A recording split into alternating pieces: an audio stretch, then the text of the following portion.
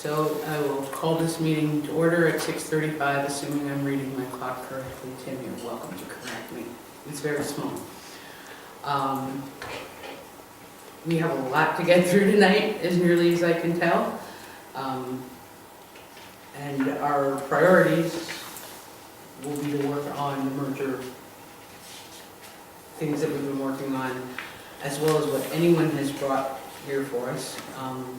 I like to recognize the groups and visitors before we get started, regardless of what our agenda says. So if anybody would like to tell me who you are, why you're here. If you're just here to watch, that's cool. Inez? So I'm here just to address the board and update the board on the Act 46 litigation and where it's going. Great, thank you. We are also expecting Lionel Shute to talk about the school forest, and Christina Naylor said she would drop by to discuss more of what was discussed last evening. Oh, wow. So, to see where we're going with all of that. So, that being said, let's get on with it. Minutes. Anyone who wishes to make a motion? I move that we approve the minutes from the April 11th meeting. Second. Any discussion or corrections, deletions? I sent some to Tim, but I didn't know if I had to say them in this meeting. I'm not sure if you noticed them. Okay, there were two that I sent. So is there a way to keep going and then I'll find them and mention them and then we can approve the minutes? Sure, why not? Okay, oh, I think I remember them. One was 501c3, so they were referred in the minutes as 50C, 503 and 503c3. So it's a 501c3. Sure. And then the other was a request that Lionel be identified at the beginning as a part of the school forest, the way Ellen and others were identified as a part of the PTO. Those Sure. were the only distinctions. Gotcha. Okay, great. So, all those in favor? Aye. Any opposed, abstentions? Hearing none, the minutes pass, and I will close them. So one last thing on my desktop. I have not received any communications. Anyone else? I didn't know we wanted to talk about the informational pieces that Jamie and I have been working on all now, or we want to leave it till later. I know we have a lot to get. Yeah, we probably want to leave it till later. Sounds good. And I recognized you in your absence, Lionel, because I knew you were coming. And do we have no warrants? We do have warrants. And they are couple dots.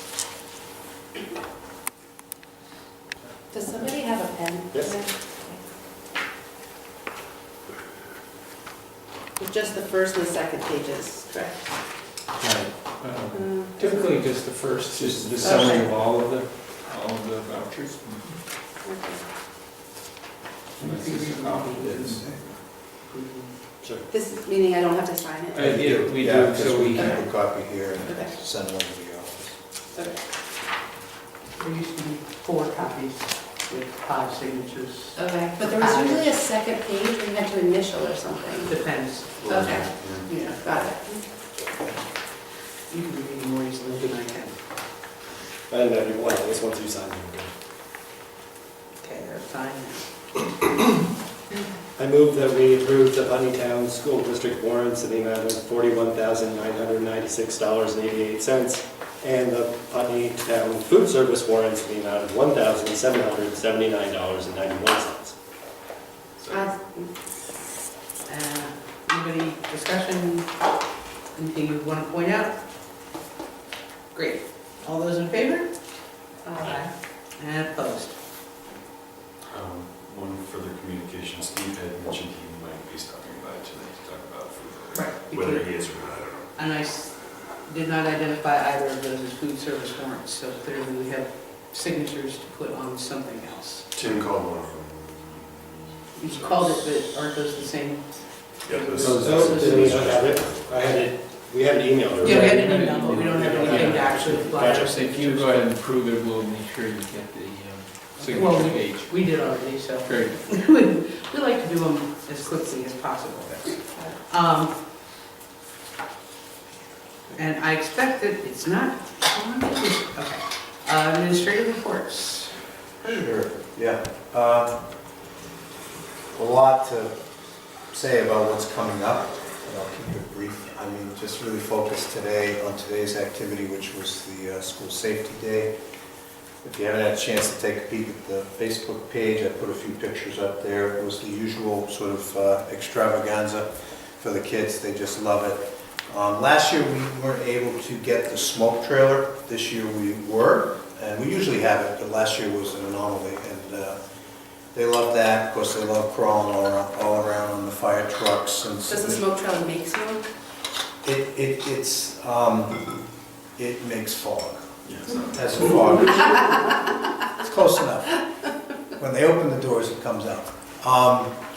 So, yeah, I mean, you know, crawling around in the fire trucks, the rescue truck, the police were here.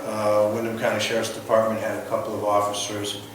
Jack Milrick, who has another job as a safety crosswalk guy down in Brattleboro, in addition to working here in the preschool a few hours a day.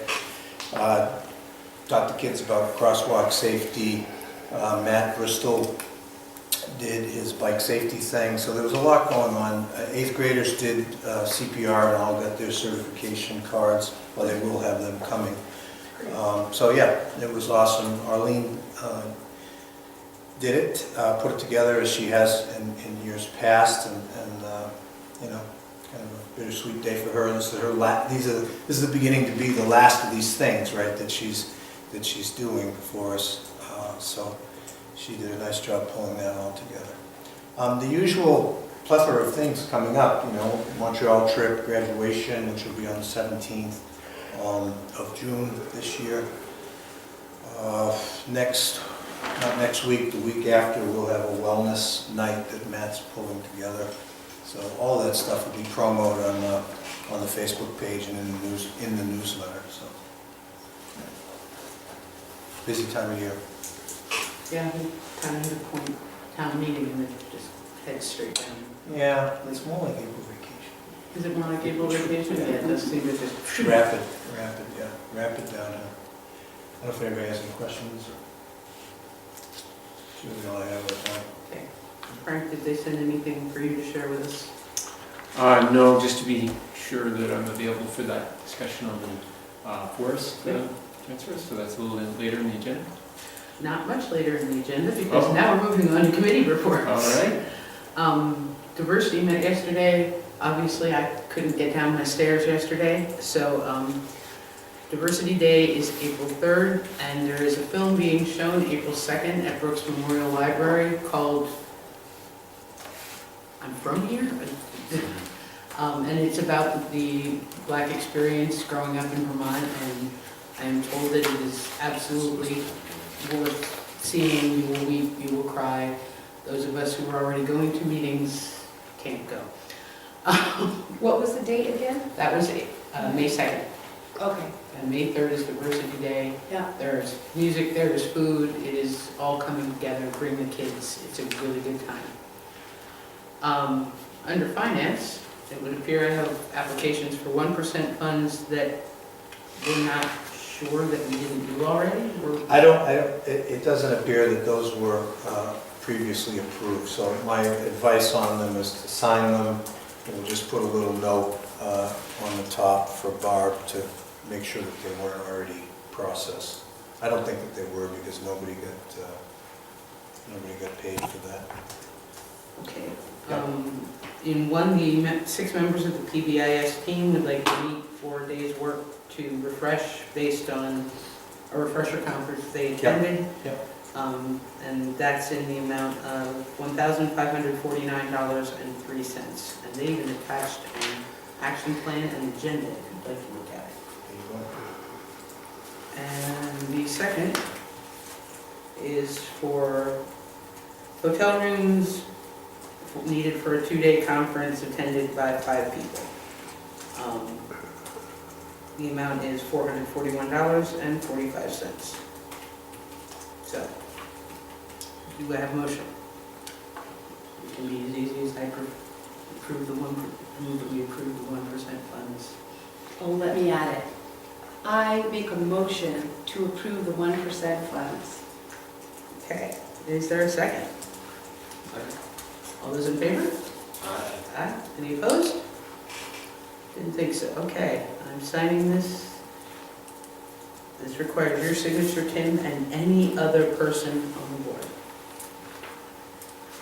There's no SU finance update. We meet before the next SU board meeting at 5. Okay. Lionel, you're on. Great. Is there any way I can come Join us at closer? the table, you absolutely can. If you can drag up a chair, or I Okay. can get it for you, that's about it. Right there. Yeah, there's one right here. You can So I'll bring it over to the other side so I can see everybody, if that's all right. Yes, sure. Welcome again, glad to see you. Thank you. So I wasn't sure, when I walked in, there seemed to be a vote. I don't know if that vote actually established me as the agent of the... We did that at your last, Yeah, you're up. So is we that, made you the is that, chair. so am I now in some sort of a position of authority to speak? I'm going to have to ask about, you're in a position of authority to speak. As far as handling the property, I'm going to have to ask the legal team down at TSU about that. But, yeah, Okay. you have the authority to speak as you like. Okay. It's my understanding that the property now belongs to the town, but everything is keys back to the legal process that took place. And so I thought it would be important to very briefly review that. There was a vote that the school board had on November 2nd of 2017. And that vote was, shall the voters approve the sale of the 164-acre forest land adjacent to the Putney Central School for the sum of $10 according to the terms of the purchase and sale contract.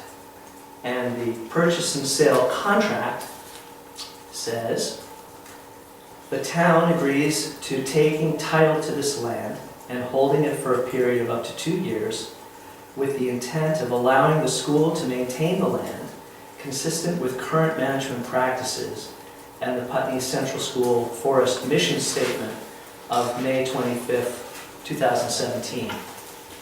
And the mission statement says the Putney Central School Forest is a dedicated educational and ecological resource for the children attending the Putney Central School and other educational institutions. Its undeveloped character, history, and natural beauty make the forest an ideal site for an outdoor classroom and a real-life laboratory to explore forest ecology, stewardship, and sustainability of life systems. So that vote passed, and as a result, the land did in fact get transferred to the town. But I wanted to point out that it was with this understanding specifically. And so the process of protecting the forest is also described in the warrant article that was voted on. And it talks specifically about forming a 501c3 and about doing a conservation easement. So that was very much the thinking of everyone at the time.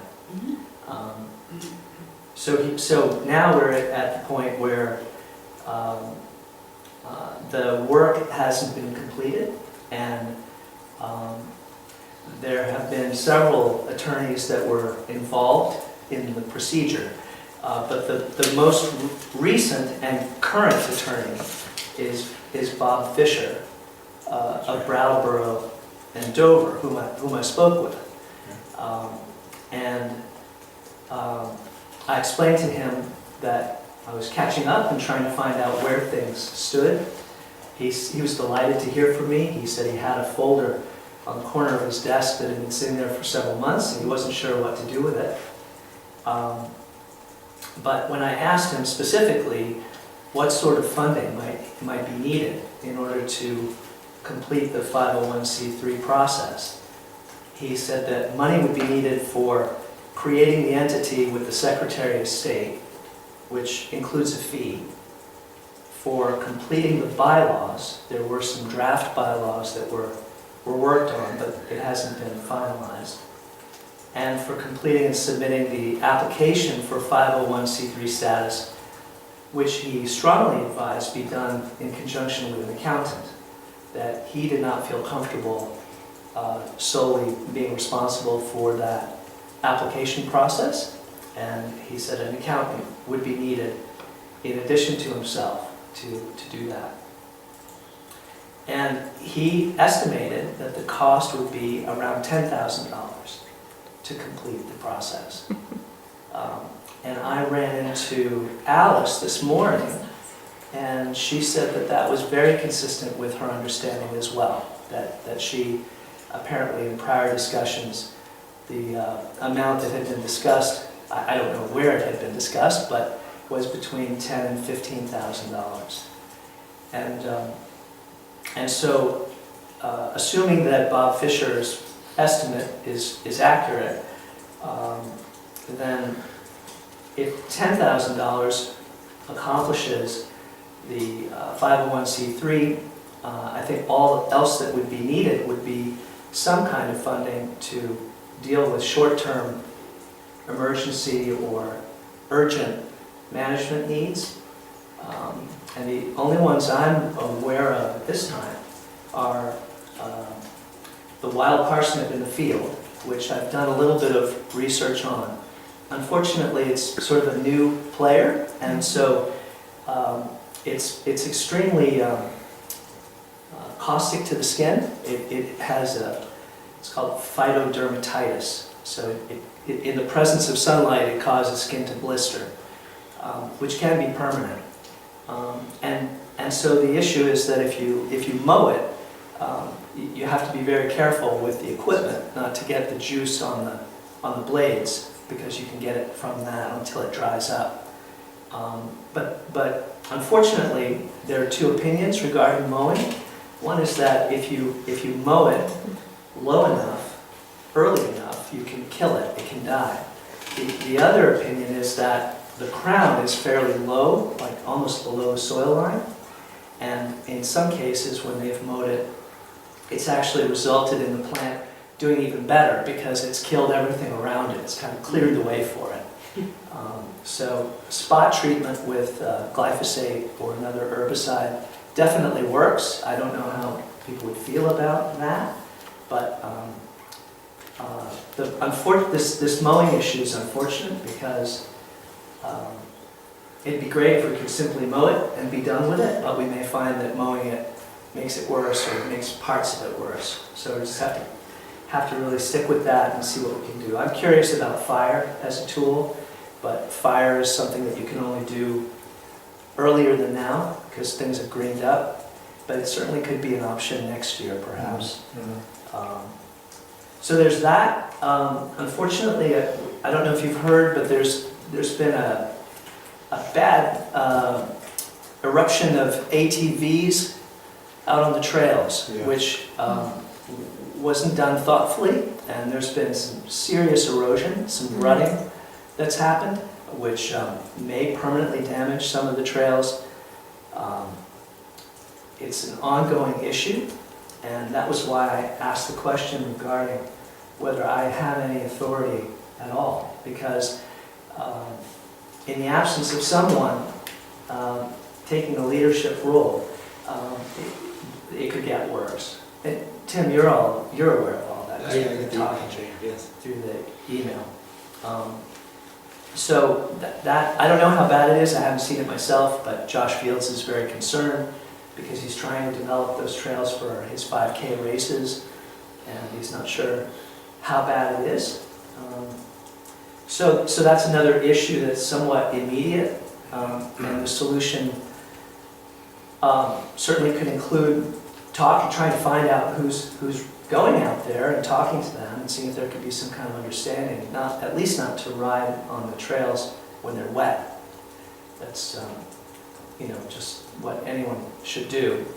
But if it's not adhered to, if people aren't willing to do that, then there may need to be signs or some sort of barriers, at least for the time when the trails are soft, just like you do on a Class 6 road. So those are just the two things I'm aware of. The erosion, I think, on the trail and through the meadow to the bridge is not critical. I don't think that it's going to erode to the point that it's going to wash all the soil away or cause, big, deep ruts, but it's definitely something that would need to be dealt with as soon as possible. So, and I don't know what else might happen. Something else could happen. And so I feel like it would only make sense to reserve some money for these management needs. A couple thousand maybe, if that were possible. And finally, I just want to say that I did speak with Karen Astley for the town and asked her if there could be any way of bringing money from the school to the town to be held specifically for this purpose. And she thought it was definitely doable. That I think originally there was discussion about could the money go to the Conservation Commission. That wouldn't work because the Conservation Commission has a fixed budget. There's no way to bring in new funds to that budget. And she just felt in general that it might be more appropriate anyway to establish a dedicated account. And she has other examples of doing that.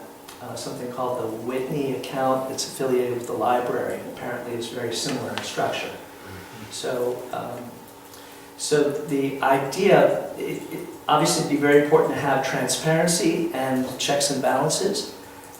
And so if the funds were moved to a dedicated account, if members of the current forestry committee were to request funds from that account, ideally there'd be a couple of people not affiliated with the forestry committee who would either grant or reject those requests. And that would ensure that the purposes that the money was used for were consistent with just this narrow thing, which is to establish the 501c3, to take care of the property for as long as the funds last, and in a perfect world, at least move forward with the conservation easement. I don't think there needs to be money involved in the easement, but one of the questions is if the ATV and motorized vehicle use in the forest is in some way a permanent use, then its value as a conservation property decreases substantially. And it may, if the interest is to get a conservation easement, whether or not ATVs and motorcycles are allowed to ride in the forest may have a bearing on whether an easement can be achieved. I have a question. Yeah. Is there a long history of that? No, it's actually, I was going to speak up when there was a moment. There is a history, not a recent history. There was, back in the day, some of the now well into middle-aged adults had done some of their own little excavating out there and created, if you've been out there, you know there's a little burned area and some no names. And they were out there on their dirt bikes, zipping around and so forth, back in the day, so to speak. Fast forward to, this is new to me. This hasn't been happening. It's not something that people have even considered endorsing as an appropriate use for the resource. The three pieces of it were the education piece and its use as a dual use for some walking, some mountain biking for the kids. But that's it. Not going beyond that. So that's the history.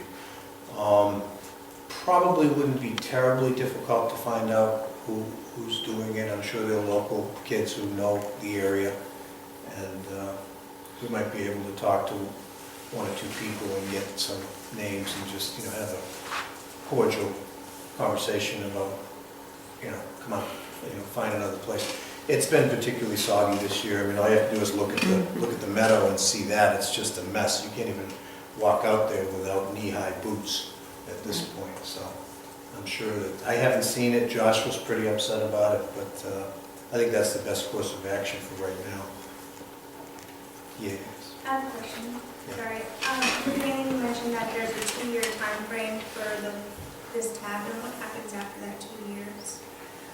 Well, I think And that what's the deadline? What is the clock ticking to turn this over? there's a clock ticking now. The language is that the land would shift to a nonprofit organization dedicated to its management within 2 years of its transfer. And my understanding from the town is that the transfer wasn't completed until fairly recently. So maybe a couple of months ago, something like that. So there's 2 years from that time to complete this process. And but it's no more specific than that. It doesn't require that there be a 501c3 that was created internally, but it is critical that the property be managed as an educational and ecological resource for children. And so my feeling is that the 501c3 is probably the way to go, because it would allow for fundraising that could then support its management. It would be ideally more of a local entity than, some statewide conservation organization that just wouldn't, maybe be as available to address immediate needs. But that said, I think it's worth taking a moment and making sure that we explore all conservation opportunities to see if there might be another organization that would be able to take on the property and fulfill this very specific mission. That was my question was about that, and I know it's not on there originally, but have you considered Putney Mountain Association, given that they have such a strong organizational base, fundraising capacity, and they might be interested? My husband's on the board, so he was wondering if that's something that you would consider, because they are such an established organization. Absolutely. Okay, I'll have him get in touch with you about, they may also have some resources to some pro bono legal work through Vermont Land Trust or other sources. I don't know how far down the path you've gone with this attorney. I could just fill you in. I mean, this has been about 2 years in the process. So the 10,000 is what still has to be paid with this attorney? Yes. Well, that's his estimate of what it would cost to create the nonprofit, with all of the paperwork and the filings and so forth. But the Putney Mountain Association was part of conversations in the not too distant past. The Pinnacle was also considered. The Vermont Land Trust was considered, and all these people were spoken to at various times about the best way to proceed. And I mean, you could go back and check the notes, but my recollection of the process is that the decision was made to customize, basically, to this specific need and this specific school and this specific town. So those were the sort of the, working your way up. So the committee would be managing it, and right now the committee. Yeah, so no. Okay. I mean, let me say this. There is a forest committee, right? So Lynn Borofsky has been on that. Emily Pals was certainly on that. Lionel now will be on that. I have been, and Carrie as well. So now you're... Last year, we brought Ann Carey in, who's Right, the chair of the Conservation Commission. Right, the commission. So a lot of legwork has already happened, and I think where we're at right now is we have to make, you have to make a decision about, okay, so we're going to go ahead with this, and this makes the most sense based on what we've already learned and what we already know about how, what looks like best practice in terms of managing the resource. So that's my... When does that committee meet? It's been kind of ad hoc. I mean, there's no set time for it, but they usually broadcast their, you could speak to that. What's, When does the committee meet, the forest committee? oh, well, we used to meet every month or 2 months. We've met I've been involved with it since we arrived, so a year and a half now. But it hasn't met in a while. The last meeting was here at the school, and we talked a lot about the trail development that Josh Fields is doing as it relates to the 5K race track that he's got. And also we talked about posting the property for deer hunting on the backside, which we then did. We met out there and spent the day and posted the whole backside of the property. Lionel, I have another question. It looks like there's somebody in the public behind you too who has a question. If you want to address Ann first, that's fine. Sure. May I Well, just- actually, I shouldn't say that. Ann. Of course. I just would like to add a historic note, because it's such a good story about the difference that one person can make. In the 1950s, when the Putney Central School was moving from the top of Kimball Hill, in that old building there, to this property, there was a three-man school board, and a three-person school board, excuse me. And one of them, of those three people, his name was Hutch Maynard. And at that point, this was part of the farm that belonged to the house across the road. And so the town was considering buying the 12 acres that would be the footprint of the school for this new great school that they were going to start here. And this one woman took on herself, she was sort of ahead of her time, and she was really interested in ecology and the natural world. And she, first of all, talked the other two members of the school board into considering buying the entire farm, which is what the school forest is now. And then she talked the town into buying it for the princely sum, I believe, of $5,700. So, you know, it's one person's actions that have affected the whole history of this school, which is, I think, a pretty neat story. So my question was the action plan now. I can visualize it in my mind, and I was wondering if you had already visualized it in your mind. Yeah, I mean, I've got, again, this is why I started the conversation today, by just asking sort of where I stand. If I'm somehow a chair or leading this, then my first action is to check in with the people that are currently involved, make sure that they still want to be, and then immediately try to address this trail issue, try to figure out how to stop it, and then hopefully get the trails repaired before they stiffen up, because once they stiffen up, rutted, they don't repair as well. Ideally, what we would do is we get it raked down and seeded down with something, and then it would be really good.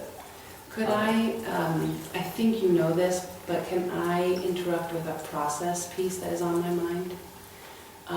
Is that appropriate? Sure. Okay. This body dissolves June 30th.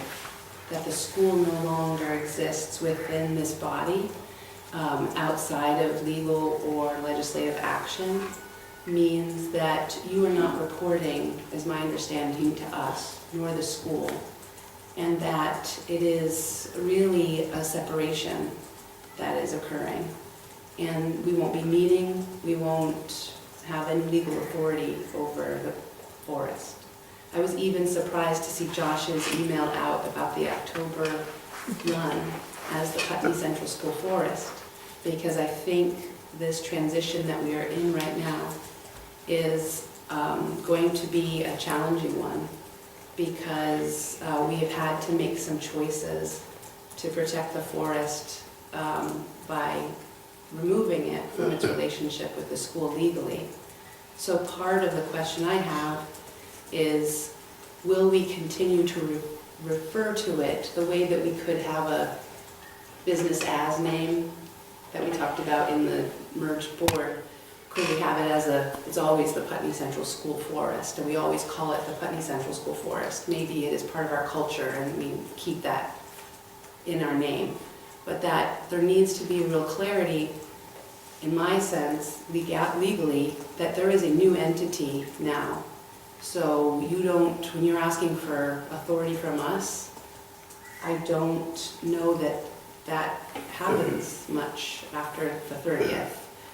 That you will be the sole person to call those folks, or if you want support, I would be happy to support you. And I was thinking already in my mind, I could imagine Laura Chapman organizing a huddle around the school forest and what we should do as a community if you wanted that kind of, you know, excitement and people to really put their minds together and recognize that this is a big thing on your shoulders right now and that you need community involvement. So I just want to say that that might be a possible way forward. And it was just kind of wanted to make sure that was really clear. Yeah. And I don't know that it's completely accurate, but It's very clear. Actually, I just brought to my own attention, we did not actually vote to appoint you, but we have it on our agenda this time to vote to appoint you. I see. So it will legally be yours. We obviously don't want to push this forest off a cliff. We say, bye, you're on your own. So what can we do? amen. As I recall, in the proposed bylaws, the way it was supposed to function was that if and when a merger were to happen, it was the current members of the Putney Town School Board that were then de facto members of the Forest Committee and the governing body of the new 501c3. That's what was supposed to happen. But it was only a draft. So- That would have been good to know. No, it was only a draft. And we Where we left off with that, I don't know, but that was the original thinking, so that the scenario you've described wouldn't happen. So Right. Okay. And I don't think that scenario can or should happen. I think that it's critical that the school always be connected to the forest. Oh, you will never, just to be clear, I am never advocating for the severance of the forest from the school. I was just trying, I'm sad about this process, and I'm just trying to understand the legal framework by which we operate, considering I clarified with the superintendent today that our existence will no longer indicate, you know, if the courts and the legislature don't stop it, we won't exist after June 30th. Right. So that's why I'm just trying to clarify what I understand. But I think what Sergio said is exactly right. The bylaws are, one of the things that the bylaws do is they establish the governance, and they can be quite specific in terms of who needs to be on that board. And so the conversations I had around that, I remember that everyone felt that there should be someone from the school. Now, how to phrase that in such a way that it ensures a Putney person Yeah. is a good question. One possibility would be to appoint the principal of the school or his designee, his or her designee, and that would be a way of ensuring a Putney Central School voice on the board at all times. So I absolutely think that's important. I agree. but I think you should be chair.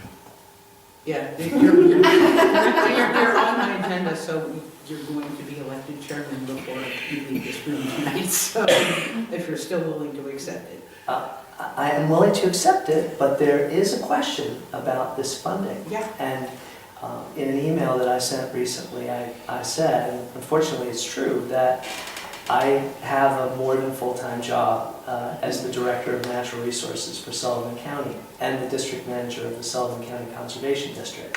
It's got me hopping, and I've got 2 kids as well, and I'm on the board of Main Street Arts, and I'm a commissioner for the Upper Valley Lake Sunapee Regional Planning Commission and a commissioner currently of the Connecticut River Joint Commissions. So, Right. I'm glad, I care about the forest, I care about the school, I'm glad to do this work, but if I had to fundraise in addition to what we've already discussed, it would be too much for me. So I need to know whether there's funding that will come for this work or not, before I can know whether I would be able to do this. Well, we need to know what we've got to get them started. Unfortunately, going forward after June 30th, if it's money, if we're merged, it would be a decision of the entire board, but we might be able to go to the town. I understand that, and my thought was that this is a kind of a critical moment.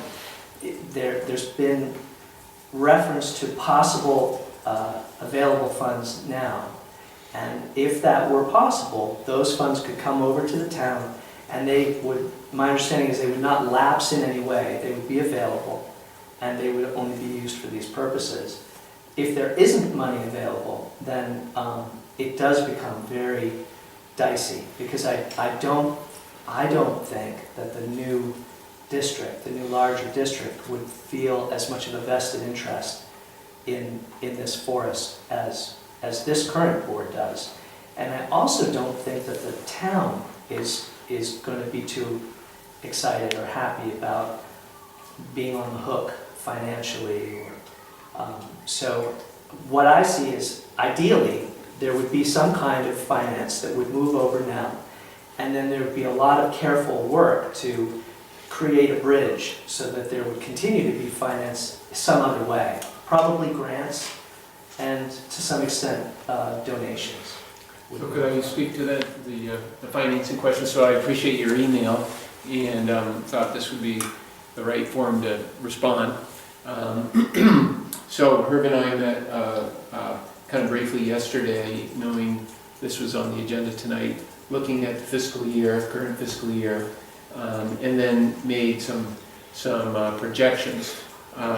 Is this thing, if I just plugged it in, I could show some folks just a town meeting, or maybe everybody has their town meeting document on your computers. I'm sure you could use this, yeah. Yeah. So if I could just show you where we began the school year, is that a, oh, that's a little. I think it's an HDMI. Let's see if I've got an HDMI. So you probably didn't bring I your. get hit in the face too.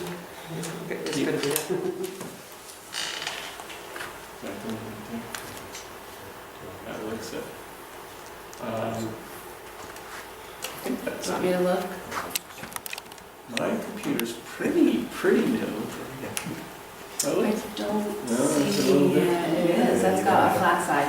Good thing I didn't go HDMI. too aggressive. No, you don't. Could use this one. You have that, which would be. Yeah, all right.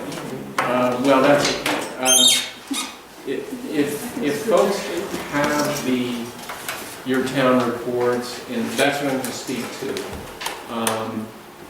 We can summarize where we ended our last year that was audited, bringing in then conversation from yesterday with Herb about. I closed it because, yeah, it's not related to the topic. About how things are going this fiscal year, and then we project to June 30th and come up with resources or not. So this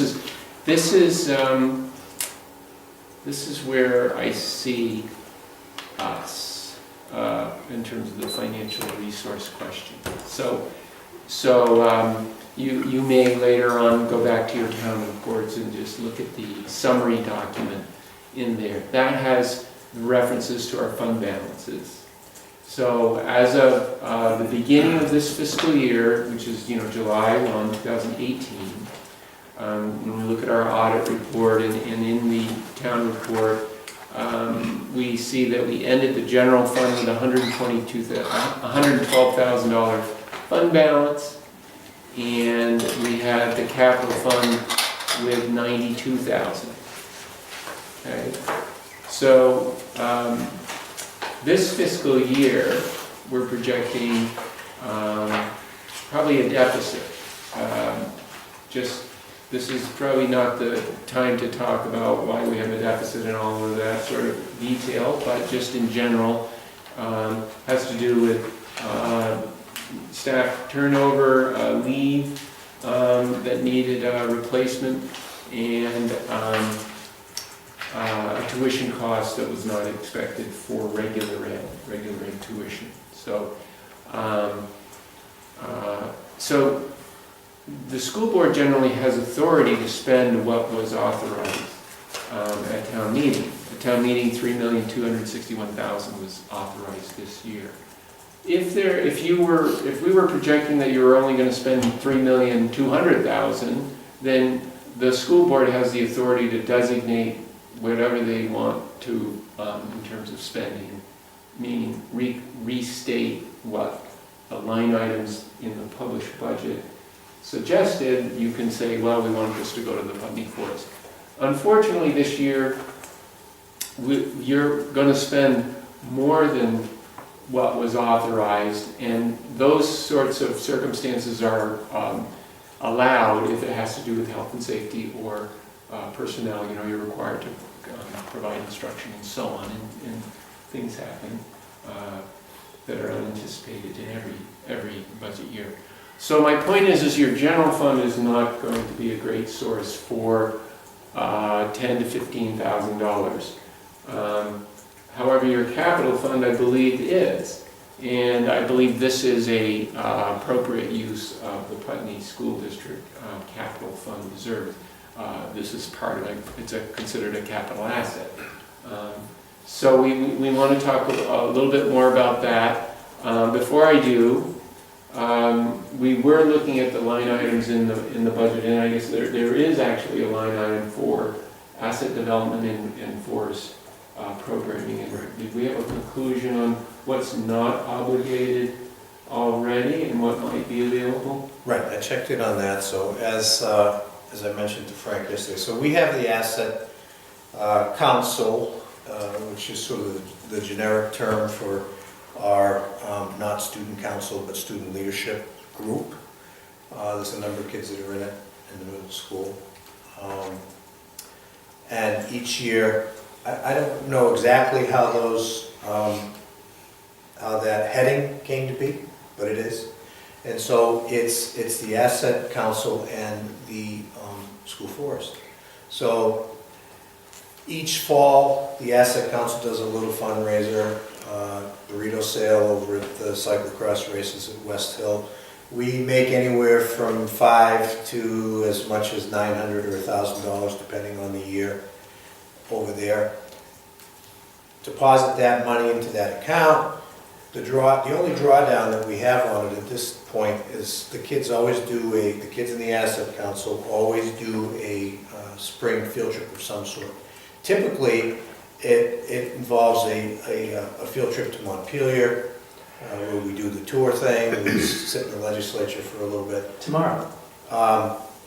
What's that? Tomorrow. I'm going tomorrow to Montpelier with the fourth grade. But that's not this trip. Oh, That's Henny's trip. uh-huh. Yeah.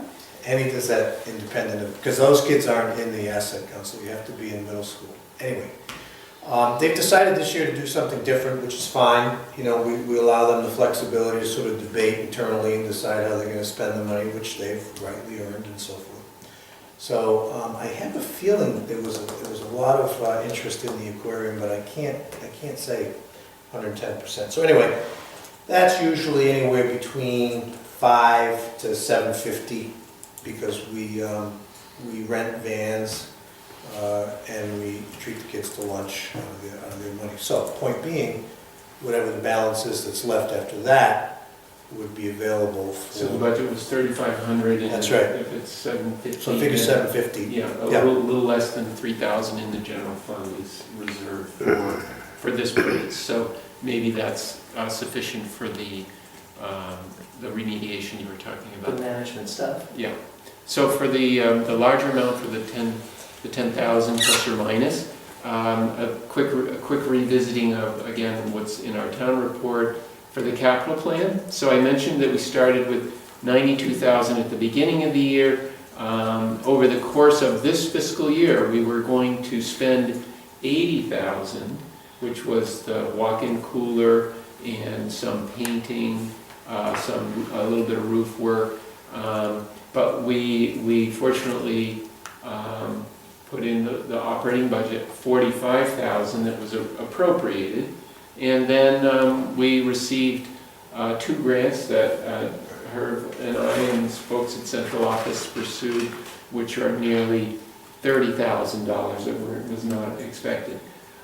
So you're going to have sufficient resources in the capital fund at the end of the year to make a commitment of up to 15,000 that could address what you discussed tonight. That's good news. Yeah, great. And we would still have control of those funds if we merge. Yeah, and then you have, as you've discussed, you've got a couple of options. I think the one that Lionel mentioned, where if the school district, ideally the school district would cut a check to this 501(c), but if it doesn't exist right now, fine, cutting a check to the town school district would be certainly, the town office, town of Putney, given Karen is saying she's got the accounting structure to put it into a reserve fund, would be fine. The other thing you could do as a school board is simply make the statement tonight that you are restricting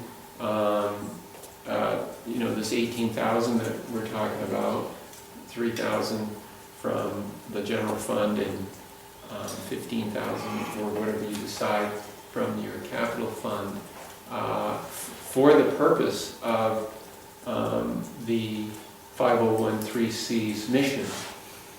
That restriction will stay on the books forever. The system, the school district, as you've discussed, is scheduled to be dissolved, but all of the assets and liabilities, collective bargaining agreements, leases, all obligations of the Putney School District will be honored and will be implemented through the new entity. So that's just another option that you have. It's I wouldn't say one's better than another, but I think it would be cleaner if we move it out of the district. sure. Yeah, I think either scenario works. What is the timeline that we have to move those funds if we decide to bring them to the town?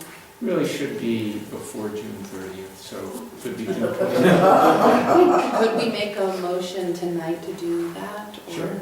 Without an action warning? Well, it's money, we are already permitted to spend money Yes, you one are. way or another, so I don't think we need an action. That's gonna be a really fun motion to make, so I don't wanna take it if somebody else wants that motion, but I'm just putting it out there. Okay. I don't know if we're at that part of the Sure, agenda. the motion is simply the school board shall disperse, or do you want to use, I'll use 15,000 from the capital fund and 3,000 from the general fund to the town of Putney for the purposes of funding the 501(c). Secret. And does that have a name yet? Well, there is a working title of Forest for Learning. Yeah. Forest for, so I would just throw that in, Forest for Learning. To the entity that shall be known as the Forest for Learning. Putney Forest for Learning. Or its successor, you might say. Yeah, or its successor. And I will make that the motion as follows, so moved. That's what we do with that. Could we do the whole Robert's Rule thing where we call for discussion? Yeah, we need a second to call for discussion first, however. Sorry. Go ahead. Okay. Any discussion that we haven't already had? Does anyone in the public have anything they have to ask or are interested in saying? All right. Just as I'm on a board for another group, if you're gonna have the funding, maybe have a plan, the budget, or something in writing of what's gonna happen with that money, so that it is appropriately applied once the town gets the money. Yes. I don't know if there's already, you have a small board, do you have bylaws, do you have like a plan for what's the 501c requirements for a board and their bylaw rules? Do you have all that stuff gathered so it's easy to put together? That's sort of why these funds are needed, is to Okay. continue working with the attorney to finalize it. There has been a lot of work, so there are some draft bylaws. There needs to be an application and filing with the Secretary of State. I was told it could take a year before the 501c3 status is granted by the state. Well, maybe not having this specific like application ready to go, but have a documented plan so that it's out there. Yeah. By the date of June 30th, so that the money is appropriately applied and propositioned and, funded. Well, perhaps Yeah. if in their motion, it could say something like, for the purposes of establishing an entity for the forest to reside, as well as short-term urgent management requirements, something like that. That would, yeah, That would kind of tighten it up a little bit. right. But I also think we can keep it tight by having several people, and if someone on this board would like to be on that sort of doorway to the town, I'm sure the town would welcome that. As far as, again, there needs to be a process by which funds are expended, and so there would be a request made to someone other than a member of the Forest Committee who would approve the expenditure. And so that's as far as I discussed it with the town, but that has to be part of it. So we'll need that. That'll be the next thing, will be to try to find who those people are. Maybe get 2 or 3 people that would serve in that capacity, just to provide that transparency and check and balance. But in the meantime, we need to take care of the immediate needs. Right. Because, again, this is going to take a long time. I've been with a 501c3 establishment for a year and a half. So, and we'll need the trails to dissolve in the meantime. Opening the ATVs was never in anyone's plan. As a matter of fact, we throw debates about mountain bikes. Yeah. I saw ATVs on the trail last year, and no one really had the stomach for conflict, so it probably just became more, folks just felt like, well, I can do this. So I'm willing to be the bad guy, but somebody has to be. All right, so we have a motion and a second. So is the motion with an amendment, is that, with what Lionel said? Yeah, we should, I don't know how to do Robert's rules completely. none of us really do. Okay. We're wild and crazy. Does this look legal-ish, the way you've typed it down? I think I could have it down better, maybe someone could restate it.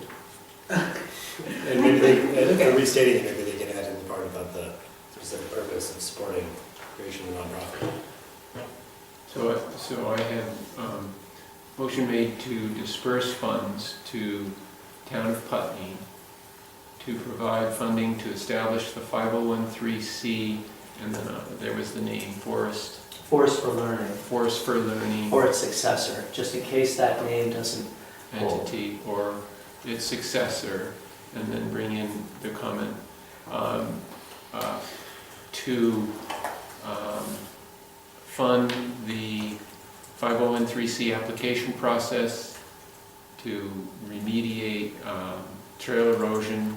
Oh gosh, maybe we don't have to be quite that specific, Okay. because there may be things come up that we don't even know. Sure. But, I mean, my suggestion would be what did you used a verb for the 501c3 to fund the application. to fund the application for the 501c3 and address any critical management needs Okay, yeah, broader. that the forest requires. Mhm.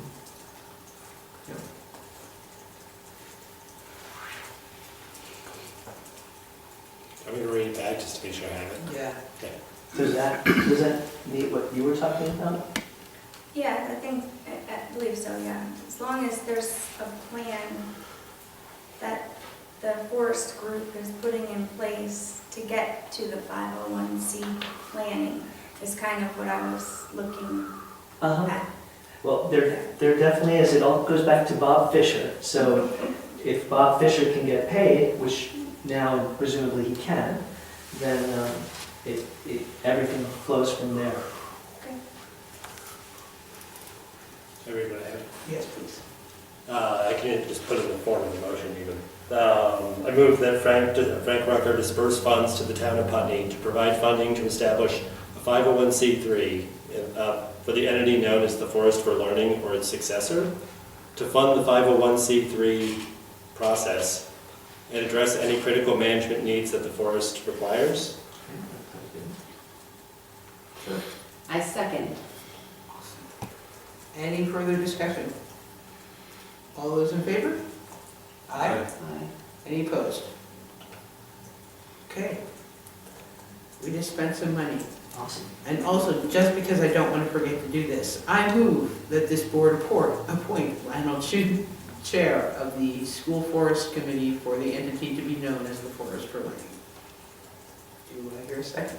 Second? All those, any discussion? All those in favor?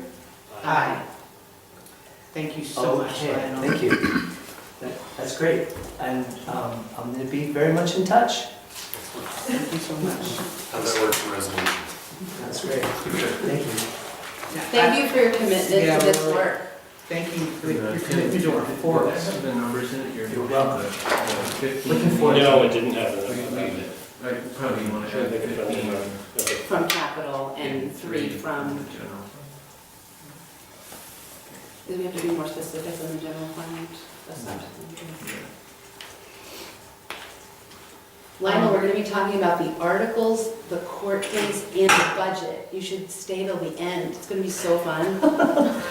When do you guys wrap up usually? Yeah, good question. There's no such thing as usually anymore. Wow. By the time we establish usually, we may not exist anymore. Speaking of which, I feel so bad that Inez has been sitting all night. Oh, and I've sat through so many more meetings than just this one. Oh, I know. My record for 1 week is 8. Does the Putney Food Project have anything to report? No. Buildings and grounds? Nothing to, what's her give anything or? Say again? Do you have anything for buildings and grounds or?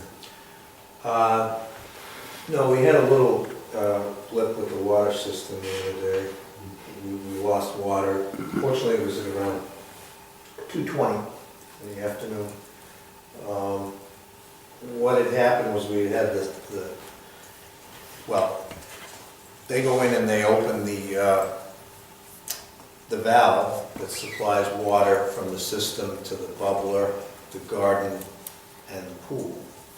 And something happened down at the pool area, and with the water, the valve down there, which was closed, I don't know exactly what happened, but anyway, it ran our 800-gallon supply out in pretty quick, pretty short order. And so the pump was dry cycling, was tripped a breaker, it's 3-phase power. I won't go into the details except to say that I left at midnight after having been part of a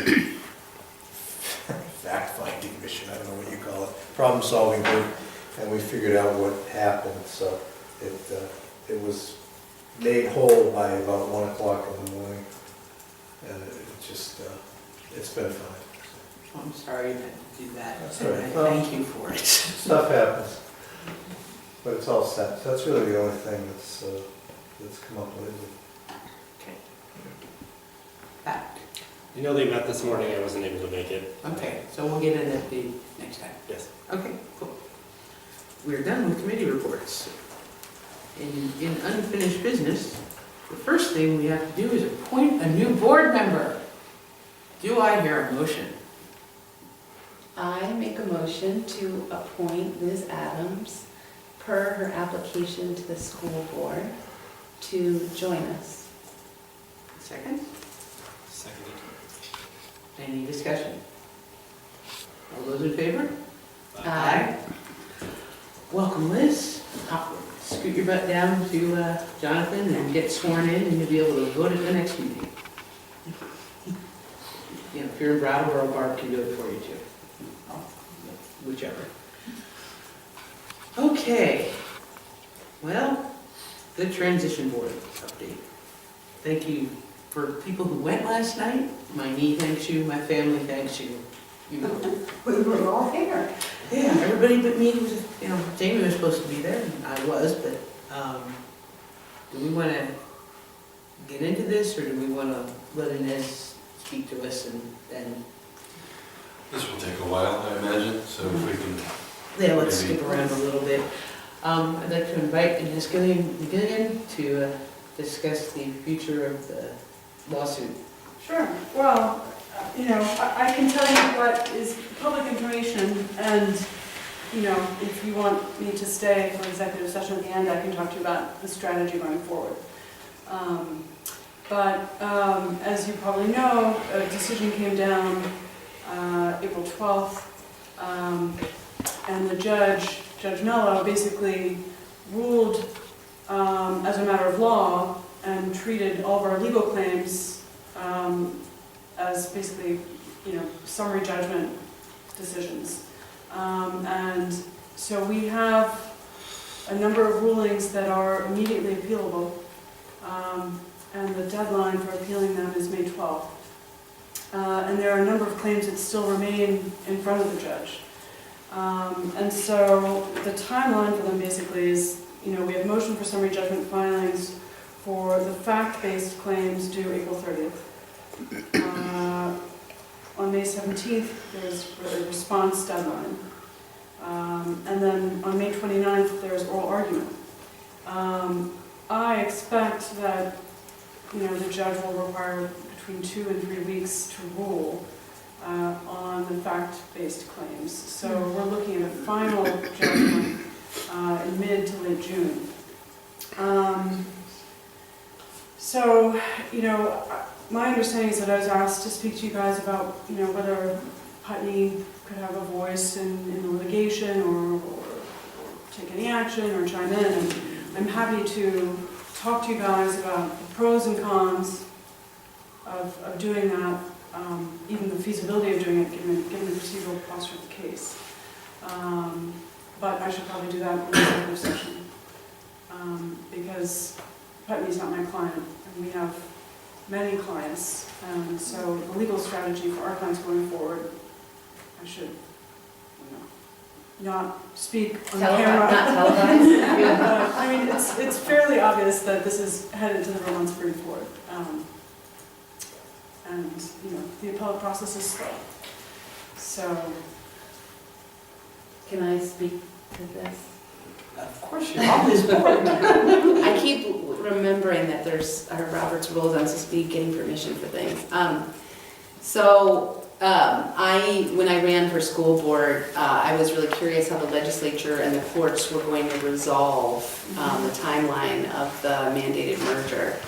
And I put mandated for a special reason, Tim. And so, anyway, the challenge I found myself in as the representative to the transition board, as somebody who's continued to notice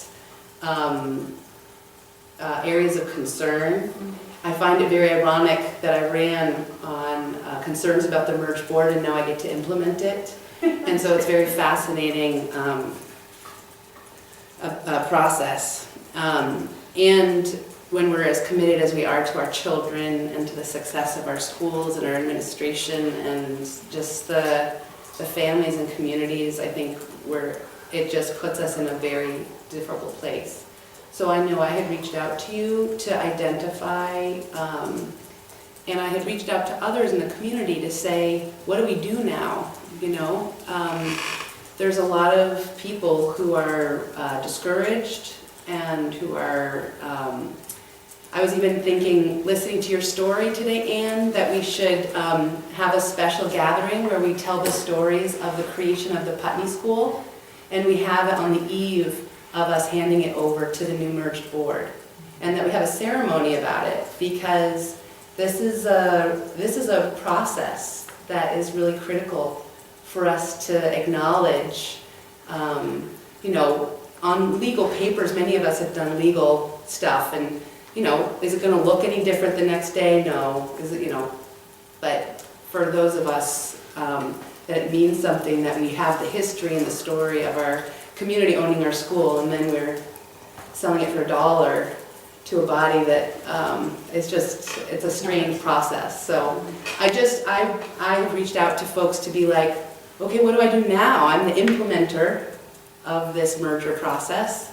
And here I ran because I was concerned about things that continue to raise their heads, that we'll discuss in the budget process, we'll discuss in the article process, and we'll continue to present opportunities and challenges moving forward in the coming years. So Yeah, well, what do we do now? I can't give you legal advice because I'm not Putney's attorney, but many of the participants in the lawsuit had the same question. And it's, our advice was do what you can to comply with the law and be prepared for merger. Our clients and even school districts that aren't our clients are also entitled to plan for the contingency that the lawsuit will be successful. And so being prepared for both scenarios is wise, but it's not necessary for everyone. But it's been a challenging process because particularly in our supervisory union, the towns voted so overwhelmingly against the merger that it is a mind shift to be able to prepare adequately. But I'm happy to hear the update on how the transition board meeting went.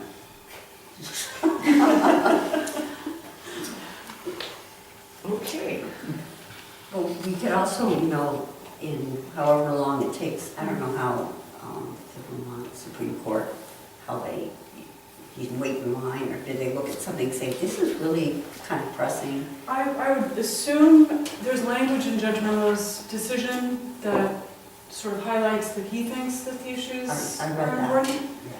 So I would hope that the Vermont Supreme Court would handle matters expeditiously. Because we could wind up just unmerging Well, two at some point. there's a whole decision-making tree that I'm happy to discuss in executive session, but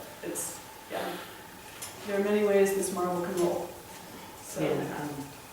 Don't make her try to reveal it. I don't know the strategy on I know, but I'm just, putting out there that if this Vermont Supreme Court rules for these districts, then I think everybody would probably be happy, except for maybe Guilford, to get out of a merger. Okay. Well, on that note, I guess we should. Well, I keep writing, it's like whack-a-mole. Somebody writes a letter to the conference committee, saying, yeah, you make a merge from our area. You make a merge by July 1st. So it's like just like whack-a-mole. So then I write them. I don't even know if they read mine anymore. But And the legislative process is another sausage-making endeavor that well, somebody. I don't even pretend to understand. It seems to me that the Senate and the House have different language, and they sit staring at each other in conference committee at an impasse, and that we are rapidly approaching the end of the legislative session is an oversimplification for sure, but Knowing who sits on that committee, there's a reason why the House is sticking to this one's law control. And Act 46 doesn't apply. Can I say one more thing before I don't know where we'll stand with an executive session if we have to decide to have an executive session. I know I'd love to hear from folks about what people are feeling the Putney School Board should do. The piece that I think is so critical, and I had this conversation with Tim early on, is that I've been in policy development for many years and a community organizer, and that one of the things that constantly I am reminded of is our ability to create, because our will creates it, because we believe we can create it, because we call attention. And when I did my research on whether or not I was going to run for school board, I remember watching this woman who I didn't know, who turned out to be you, Inez. And she stood up at the study committee meeting and she said, I'm looking for process. I am looking for a systematic analysis. And every single question that was asked was requesting that we move from the subjective into something that we could measure. And I listened on the transition board last night as Kelly out of Guilford Yeah. said, but what is the measure by which the decision will be made to do this? And so it's just so amazing to me how that there is no answer to her question. And yet here we are. And I had a really powerful discussion with somebody who I need to keep anonymous, so I will not tell all their identity points, but they're a keen legal mind. And they're not Inez, excuse me, Inez, but it was another keen legal mind. Yes, I want to make sure that, no, I'm saying another keen legal mind, and my point is that it wasn't Inez, but it was another person that I was speaking to who went systematically through every single argument for why there is a critical fight at hand, and how the precedent that we set, whether or not the merger goes forward or not, whether or not the Supreme Court rules in favor or not, are critical conversations that we need to have in the state of Vermont and at the state level in education nationally. And that we need as people to be willing to have these conversations at a particular time when I go on rants about Betsy DeVos nationally and what the defunding of public education means. I just think it's really critical how we look at this stuff. So I appreciate that people are doing this, even though people are asked to fold and to be quiet and to make things easier.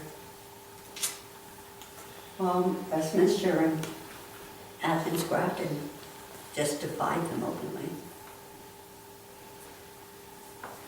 They haven't done any murder activity whatsoever. No. And did anybody watch that video of that meeting? In all my copious free time.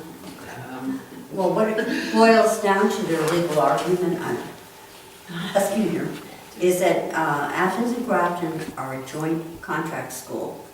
To merge, the state would have to try to force them to break that contract, but the contract is covered by federal law. It says the state cannot break their joint contract. Mm. And it was, to me, I thoroughly enjoyed it, watching Anne French sit there and squirm, but watching Fletcher totally enjoying himself at the podium. But that's what it boils down to, and they're not. And they've thrown it right back at the state. So, see what they do. Well, this could make a smooth transition into why Christina has given up some of her copious free time to come and discuss what happened last night with us, the merger. You had your entire board there. Except me. Mine, really. Yes, but except me. So I could wait for you guys to bring me up to date, but I do need an update and different perspectives. Dummerston's perspective makes a difference here. All of their perspectives make a difference here. So why don't you tell me what happened? Anybody? Bueller? I can give a quick analysis, but Sergio was there, and Tim was there, and Liz was there. So I've talked a lot, so I prefer to not give the analysis. Okay. Well, strictly speaking, you can't actually be a board member yet till you take your oath of office. So that leaves two of my very quiet members to bring me up to date. Yeah, I think we can back and forth it. Sure. I mean, you know, we did not, I'll work backwards just because I think that some of the work is going to, that will prioritize some of the work we have to do tonight. We did not get to discussing budgets. What was decided, just because of the late hour, was that we would send budgets around collectively, and then that would be reviewed at the next meeting. Is that everyone's understanding? Budget value statements. Budget value statements, which is sort of the magic behind why budgets are created to value certain things. Most of the discussion, I would say, was around the articles and the four that we were asked. I wasn't at the previous meeting, so perhaps there's a backstory to the selection of those four articles. My real quick analysis of that discussion is that I think there certainly will be hammering out wordsmithing, and I don't mean to make light of it, but I think there will be swifter movement on probably three of the articles that we worked through last night. I think the one that will be longer in discussion and needs some legal advice from the Secretary of State and/or an attorney will be the makeup of the board in terms of representation. So the current structure is 2, 2, 2, and 2. And Brattleboro has a strong voice and opinion that due to their larger population, larger voter roll, that their representation should be considerably larger. Their suggestion was 5 to the other towns 2s. And so Lyle has been asked to get some information about what that can and should look like. So that's my real quick analysis of it. How did I do? Excellent. Didn't get all the way back to the beginning. Candidates. I'm sorry, that's right. Candidates night. Candidates night, that's right. So that was actually pretty cool. So it sounds like there will be 3 potential dates, correct me where I'm wrong here, I was exceptionally tired, that will be chosen for a candidates forum, which will be essentially hosted by the transition board. For contested and I believe uncontested is where we came down as well. So all candidates to come have a moderated discussion. We had talked about asking Meg Mott to be our moderator. I have not reached out to her, but I will do so with this board's permission. I already created a doodle and sent it to Lyle, so all the candidates will be receiving 3 dates to choose from. That would be like in the next week and a half time. Yeah, there were 3 dates off the top of my head. I couldn't pull The them out. 2nd, the 9th, and the... So the 2nd and the 9th are the next 2 Thursdays, and Putney Central School would host them prior to the transition board meeting next week here. At 6 is the transition board meeting, so we would start the candidate forum at 5:30 and then cut into the transition board time, apparently. And then the 9th was 5:30 start time with our Putney Central School board meeting starting at 6:30. And then Sunday, May 5th was at 4 p.m. at BAM's. And those were all choices.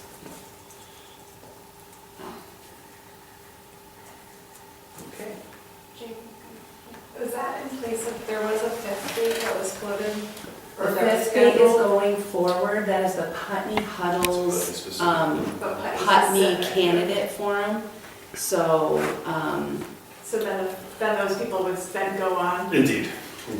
Part of the discussion there was that, yeah, lots of fun. Lots of meetings, and that's okay. Part of the discussion there was that because all of the voters in the 4 towns will be voting on all of the candidates, that everybody should get a chance to hear Yeah, I think everybody that talk. makes a lot of So, sense. and I think doing individual town ones as well was discussed, and I think that's great as well. Okay, great, thank you. Also, we couldn't possibly invite the voters of all 4 towns to the library. on That was Sunday also the 5th. discussed, That's since I recall. just- So, Yeah, the fire marshal would come, it would be bad. we'll do that, yeah. so that we can push out, then we talked about next time, talking about a communications plan for making sure people see that the video footage of all the candidates, and then potentially a candidate questionnaire that would go out with a couple of questions. So that there's, because May 21st is the vote, it's like just getting that out as fast as possible. And Putney will be well represented because Sergio and Tim are both going for the 1-year spot and Ann's going for the 2-year spot. So it's going to, you know, have various. You just made it hard, you two. So anyway, we've got great representation coming from the Putney Central School Board. So that's great. Okay. I work all the way back to the You beginning. did, you got all the way back to the very All right, beginning.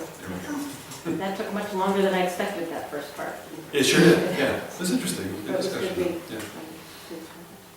And I forwarded to Ann, may I? I forwarded to Ann and Jamie, I made the changes because we did a lot of work on the articles, and so I forwarded the updated language and tried to embrace people's concerns, adding to the school closure, leadership councils, and grade operation, which were issues that were very important to Dummerston, and Dummerston had started some language, and we just started talking a little bit about opportunities for different representation. I did like the idea of the leadership councils containing board members from other towns on a rotating basis. Yes. I think that's a terrific That idea. is what happened. Yeah, Seems like a really small board for how many schools. it is a very small board. I'm afraid I have to point out, though, that when Brattleboro had representation in proportion to their population at the Wyndham Solid Waste Management District, Brattleboro wound up with curbside recycling, and the rest of the towns wound up with no recycling. I remember that, because we followed. I can't, yeah, and they don't think it's a very particularly big deal for us to haul our recycling to Brattleboro. I think we really need to keep that in mind. I talked with David Scholes, Mhm. Scholes. Mhm. But you know, for all the reassurances everybody offers, that is the example that we have. And we have nothing else to go on, everything else is purely theoretical. If I remember from the study committee correctly, that we couldn't do a 2-2-2-5 board or a 2-2-2-4 board. I think so. It would have to be like what was set up in the Articles of Agreement, a hybrid board. Or else some of our towns would have like 0.75 first. So I think that's. Okay. And thank you for putting that up. I have looked at it today. Are we gonna get are we gonna transition formally from the court stuff into a report from Christina? Christina's just here on a casual basis. Okay, casual. Oh, yeah, just in case you Okay. have questions about this. Okay, good. Like, you know, at-large representation versus direct. Okay. Those skills I've obtained are not really useful anyplace, so I feel like all the time I've invested, I want to be able to use them one time in my life. That's really why I'm here. Is that potentially going to change, the at-large versus direct, right? There was discussion of it last night and how it could be 222 versus 5111 or 411, all the different confirmations. And as much as I know about it, somebody in this room knows more, so about at-large representation and one person, one vote. Constitutional lawyers know more about that. And because I worked on this today, so if there are any follow-up questions, I just wanted to be here to. So could we just do an overview of all of the articles that are considered to be the biggest concerns and just show people what discussions we had? Because what we were asked to do at the previous transition board meeting, not last night, but the one prior, was to have the individual boards from the towns meet and create their own article recommendations to go back to the transition board, so we can create common articles that we will then warn May 22nd to be voted on by the body June 25th. And the body will be made up of anybody who is in the high school voting at our first merged annual meeting. And so it will also be the opportunity for anyone in attendance to vote on the budget. So the really critical things that this body, the transition board, is doing is essentially until May 22nd, so what have we got, 3 weeks? Yeah. Yes? 3 weeks to finalize these articles and come to agreement with all of the 4 towns. So the first is leadership councils, what the composition will look like. The second is the closure of schools articles, what will constitute a closure of a school. This is an old one, isn't it? I kept everything in there that was in the original Dummerston document Okay. that we had discussed. Okay. The first 3 are the ones that we talked about Yeah. yesterday, so I changed the... Okay, so the Operation. divorce clause we did not discuss last night, but we can talk about. Debt and funds, we did not talk about last night. Representation, but I don't see, oh, did you do grade configuration? Hold on, go up a little. Did I go too fast? There's grade, Oh, grade yeah. stuff. So I Okay. put the 3 that we Yeah, really yeah. tackled So last night. that you couldn't change the grade configuration of a school, what constitutes the ability to change the grade configuration of a school, such as closing a middle school. So those are the critical articles that we agreed we wanted to address. And then the last one is down at the bottom here, representation. So the current one is 2 from each town, even though there was discussion that in Brattleboro, there may be 7,700 people on the rolls, and in the combined 3 additional towns, there may be 4,800 voters on the rolls. And so it was an example of Brattleboro's concern that they felt like they couldn't get vote for the articles with the 2, 2, 2, and 2. So anyway, we are in the process of getting legal advice. So do we want to talk about these? Yeah, I think we need to, and to get input from this board and anybody who's here as to what we want to add or take away or change to probably the 3 other core ones. I think we need to wait for council on the representation piece, although feedback there is certainly, I think, appropriate, because we'll need to take this, or Jamie and Ann, or we'll need to take this to the next transition board meeting next week. So I think that's the work that's probably most pressing, I think, Yeah. in terms of timelines. What was your last statement? What's the most pressing for timeliness? This? This. Yeah, I agree. But I do want to point out because people, Why is this the most pressing? Just the clock. meaning on There's this, most dispute about this one? No, not this one in just the- particular, this the process. We need to put input Got into these articles because we're going to. yeah, I think everybody agreed that this grades and this school closures were the most critical. So we can start with those, but I do want to just point something out that in case people have to leave. I brainstormed the budget question, what do we value at Putney Central School, and how could we present that to the larger body of the transition board, and I want you to all know that I wrote this up, so if we don't get to this right away, I took all your ideas, put it into a little bit of an analysis, shopped it to her, met with her, talked to him about our budget, shopped it to Sergio, who's looked at our budget, and then was going to present it last night, but we didn't get to it, so then I was like, yay, we can look at it again before I send it out tomorrow to all the towns. So if we have time for that, that would be great, but I just want to name that that exists if you want to see it. So closure of schools, let's start with that one. No school may be closed in the first 5 years of the unified union operation. The new union district shall not close any school building conveyed to the new union district by the forming district or cease using the building to provide the direct education in at least one grade, pre-K through 12, unless, and this, was this the amendment? This is what was added. The highlighted things are That came back conditions? from last night. Mhm. The Unified Board undergoes 1 year of study to determine student and community impact. This study must consider the impact of transportation time and costs and include at least one public forum conducted in the first 6 months, question mark, That was mine. to receive community input on the impact of the school closure. Second, be supported by a unified union board majority.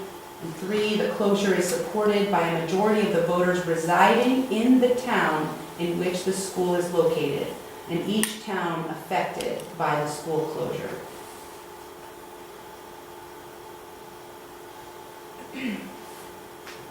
This article cannot be changed unless approved by the voters of each forming district. This one I didn't understand, Christina, each forming. So some things can be changed by the majority of all the voters in the complete unified district. So it's, if all of Brattleboro came out, that vote would override the rest of all the vote of the small town. With this wording, and this is how Donna Russo Savage has handed down the default articles to us, is there are different ways, and some things have to be approved in each separate. So Putney would have to agree to that.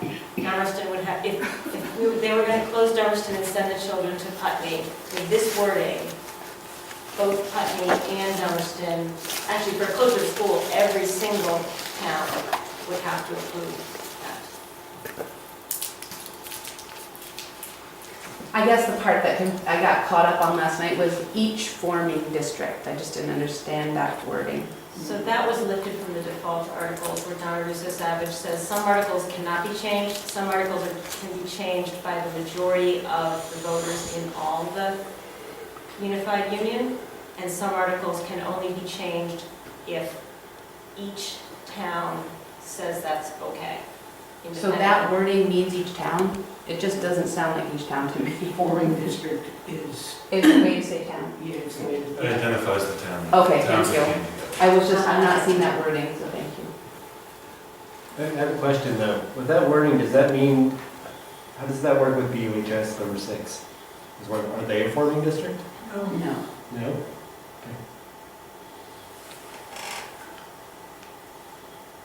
Suggested, so I will just give context and say that there was discussion last night around what is in the articles, which at first said we only will have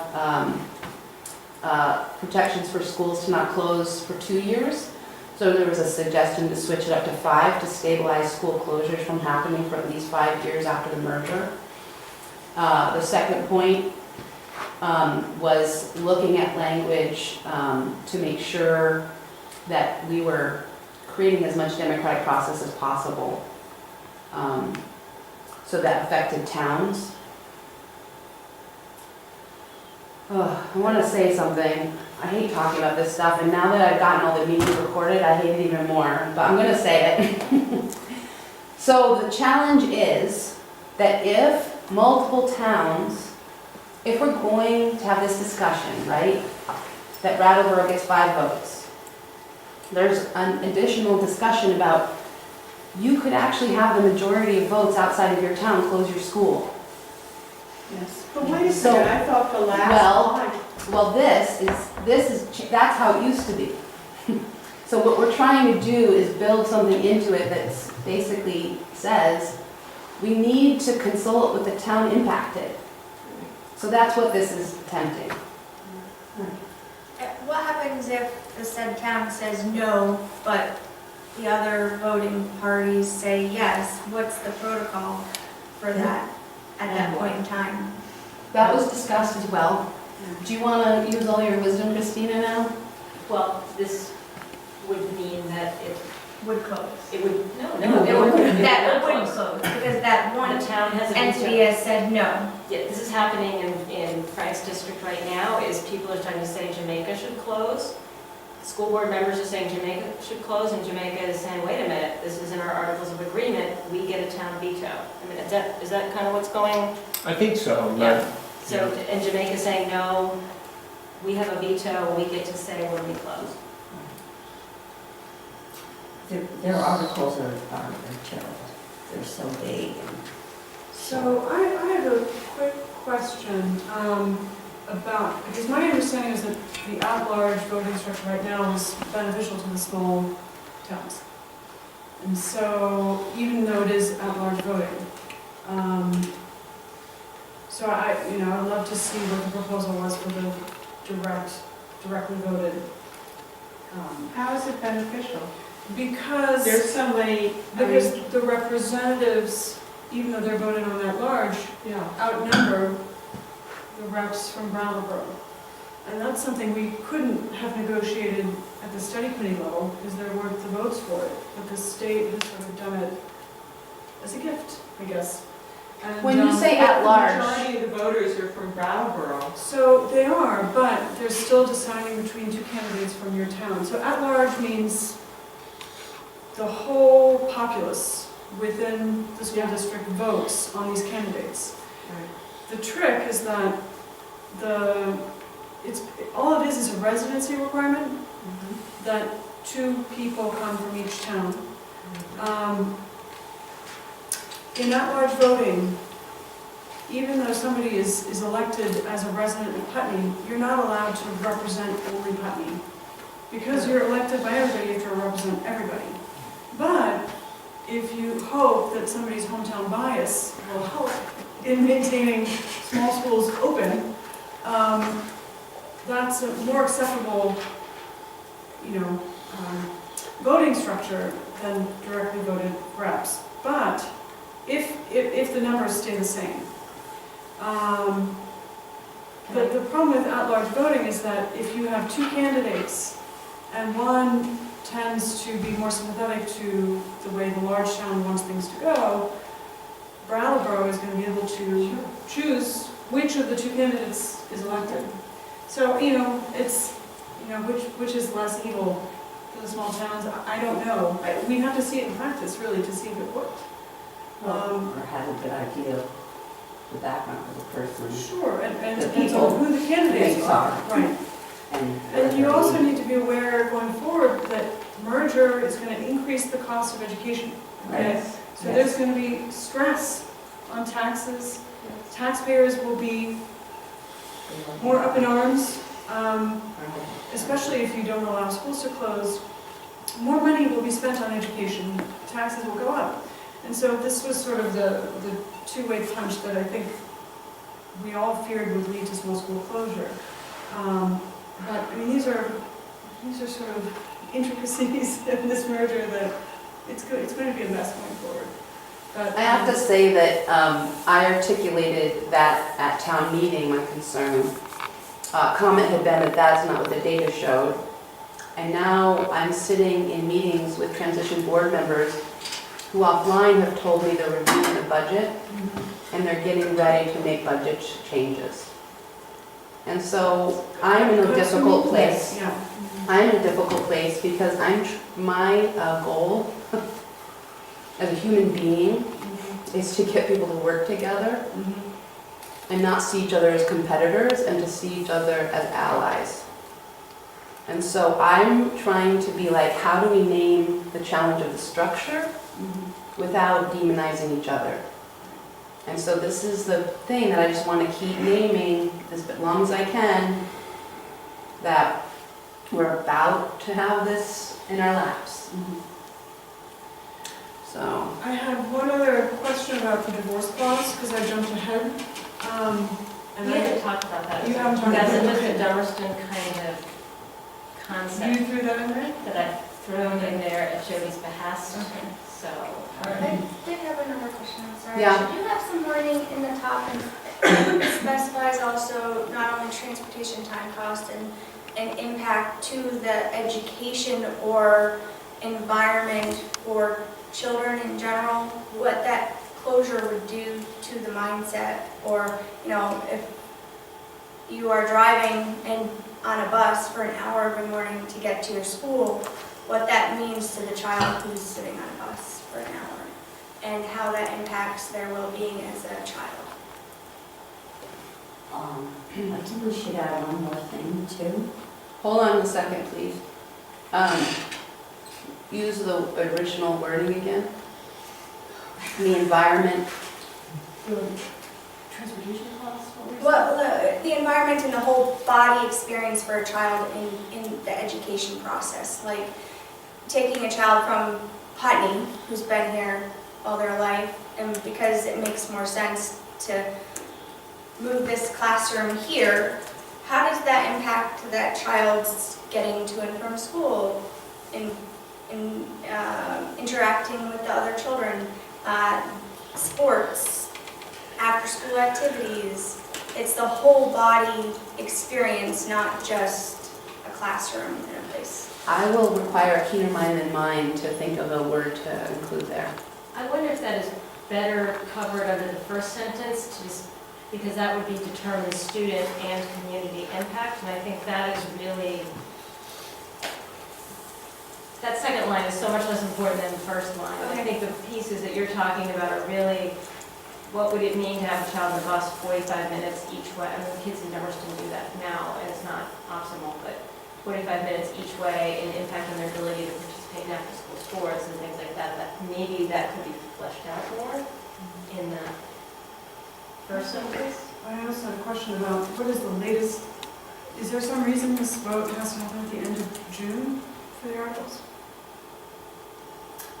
Are you talking about why are we pushing to change the articles now? Right. And the answer is because there are a number of us that are feeling that these are very critical articles to address before the formation of the merged board, but that the merged board can, with how much time, warn an article change. 30 days. So meaning the merged board at any time can warn with 30 days new updates to the articles, and the people can come out and vote. So this isn't set in stone, but this is the body by which we want to begin. Yeah, but why is it happening before, I don't know, January? Why are we doing this now? The new merged board takes effect July 1. Because also the new merged board is going to have a lot to do for 8 people, and we have no guarantee that, with the exception of me for 9 months, Right. anybody who has served on the study committee and knows the history of this is going to be on that merged board. Right. And so we think it will be forgotten because it's not critical, and this is a really good time to do it because the communities are engaged, board members are engaged, and a lot of us who spend a lot of time on this are still on boards, but Kim's not running, Ricky's position is challenged, and that's it. So it's like Survivor. Sure. So. Jamie, the other thing I wonder about this is about the reporting out function. In general, one of my big concerns about the merged board is that it's more distant from the community. You know, my big gripe is always about democracy. I'm not so worried about our education. I think our kids are going to be well educated. What I am worried about is the impact on democratic process in our communities. So I really want to know here how this unified board report is going to come back to the communities, so so that when we do get a chance to vote, if we ever do, it'll be an informed vote. I mean, somebody's doing a study, it's going to be comprehensive. How do we hear about it? And I don't know if there could be any language that would require reporting back to the community. But my biggest, I have many concerns about this, but one of the deep ones is the experience of distancing ourselves from our schools, especially in communities that are as old as ours are. All us geriatrics. I thought you meant like 1700 old, not That could be. not the age of the humans in it. No, I meant the age of the humans. That is something they actually discussed last night when they were discussing the makeup of what are dubbed the leadership councils. That You know how I feel about the leadership cabinet. My blood just goes. I've already spoken publicly about that. I'm not going to say anymore. But they want to have membership from other towns, like board members representing, say, Guilford and Brattleboro, on the Putney Leadership Council. And that will rotate through all of them, so that they can't be quite as far away as you're concerned about. Okay, I'm concerned about the links. Oh, I am as well. So I'd like to move us on from this. Are there other thoughts? Yes. Can I have one thing that doesn't really address, and the impact, that would be the impact on low-income families. Because I've noticed in the Western Vermont, they are very disdainful of that. Okay, like their pre-K to Jamaica and Townsend. So a parent in South Newfane, if they're low income, they have to drive all the way up there is 30 to 40 minutes, and then get to their job, which is probably in Brattleboro, and when it was brought up to the board, they went this. So I think that when they're thinking about closing the school, they need to look at the impact on low-income families and what it's going to do to them and in terms of their kids participating in extracurriculars. Will they be able to afford the gas money to do it? I mean, I know at this school, at least, you know, with my granddaughter's grade or grades that played together, the parents have always made sure all the kids could participate and provide rides and so on and so forth. I am unlikely to allow anyone to not consider the needs of low-income families. Right, but if we put it right in here, and they can't change it, because it says it's article. Okay, well, adding the idea, you know, how student and community impact, in particular, impact on low-income people. Yeah, that would,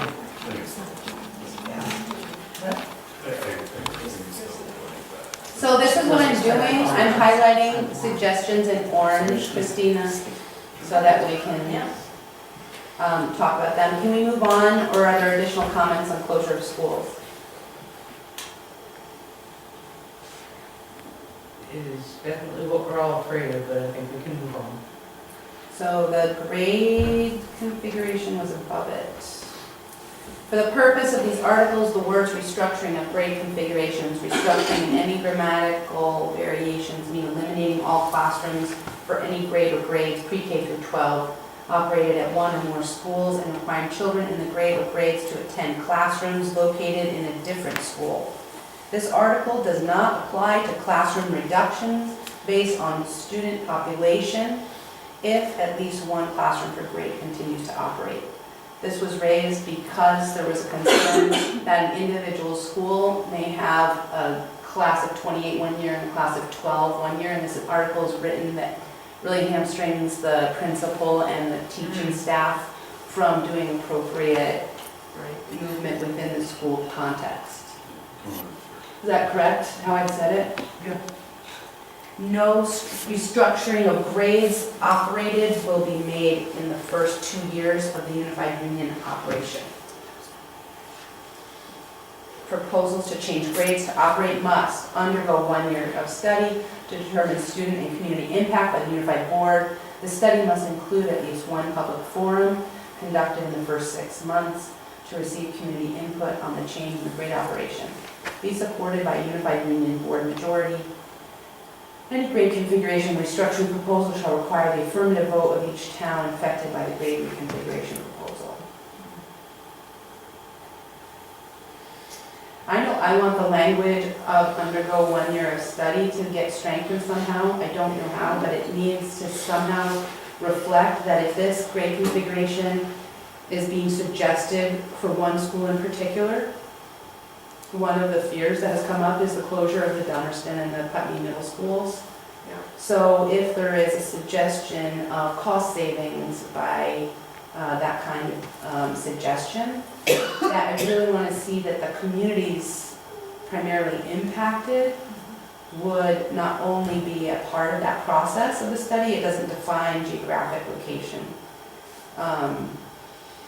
but that they would also have some level of rubric that was being discussed. And there was some discussion up in the school closure about how you add language around transportation time cost. I mean, it would be the equivalent of a school closure for some people. Well, that's how we do it, enable grades out of schools. So I'm just gonna say, geographic location of public forum based on impacted communities. Am I missing it? Am I not, is it there? I can't see it? In the affected communities. At least one, maybe you could write at least one public forum in the Should affected take place. communities. Yeah, at least one public forum should take place.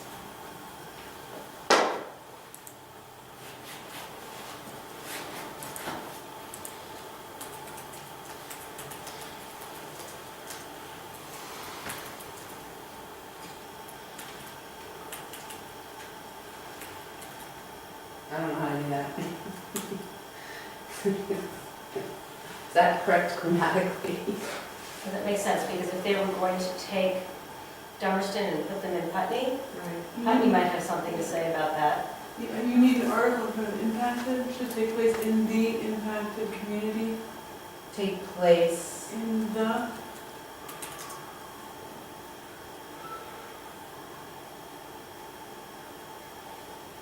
This word change is the Or- problem. or- To receive community about the change. I think that instead this, of impacted community, I would say in the community.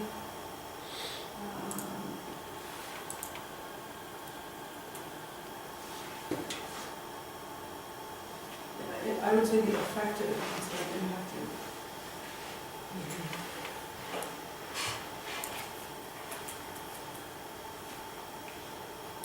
Frankly, it could affect two communities, right? it could affect all communities. Right. Which was what another article clearly, I keep using the word rubric, but there's a better word, to receive community, but on the,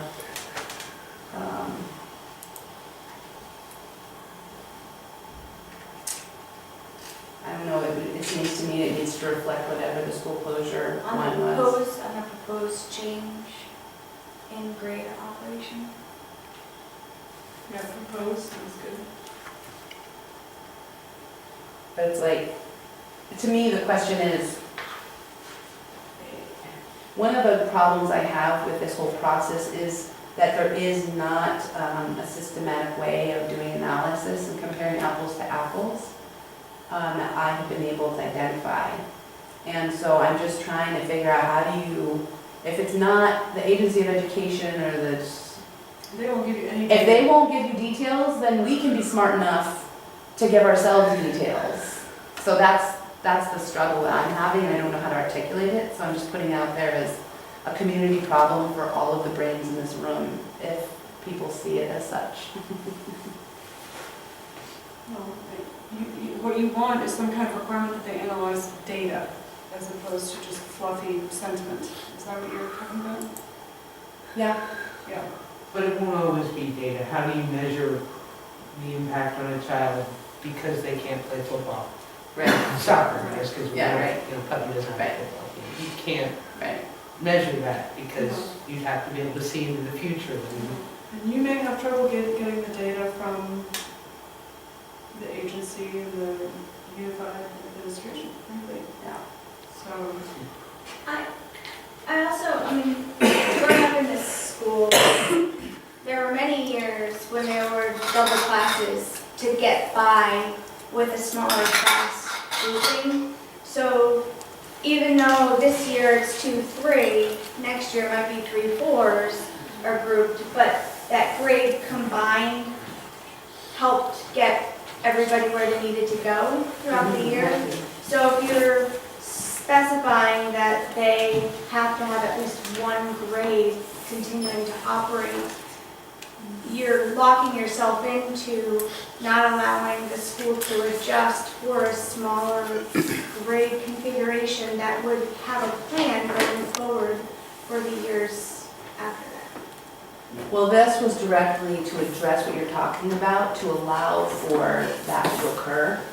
So if that language doesn't seem adequate, we would have to change it, but the attempt of adding that language was to allow what you said. We would still be operating, say, a third grade. Just we would be operating it as a 2-3. It's the idea that we can't suddenly send all the third graders to Dummerston and eliminate the third grade. But you're one classroom per grade is Okay. your terminology there. Then we need to discuss that, yeah, So because within the schools. if you want to have a combined option, your one classroom per grade is your defining factor for that ruling, is that right? We're talking about eliminating classrooms, not adding those. Right, it says So- based on student populace, if at least one classroom per grade continues to operate. So that means that this Article 2 take out a grade can't happen. Oh, Or you mean that you reconfigure couldn't the make school. 2-3 combine Correct. without No, because 2-3 still exists. It's still a grade, it's just combined by one teacher. One classroom per grade is your word in there. Yeah, and in there, Or you I'm can say saying that every grade is provided there we go. and take out one Yeah, classroom. that's good. Yeah. Or accommodations for all the grade levels within the school. Something that doesn't lock you into a classroom per grade. Because I did read that as, I if there did were too. 5 people in second grade, they would have a class. That's how I read it. Is there Yes, a way to Most of my adjust that? multi- That's an excellent point. Yeah. Good point. So can I just take out the one classroom? Yeah,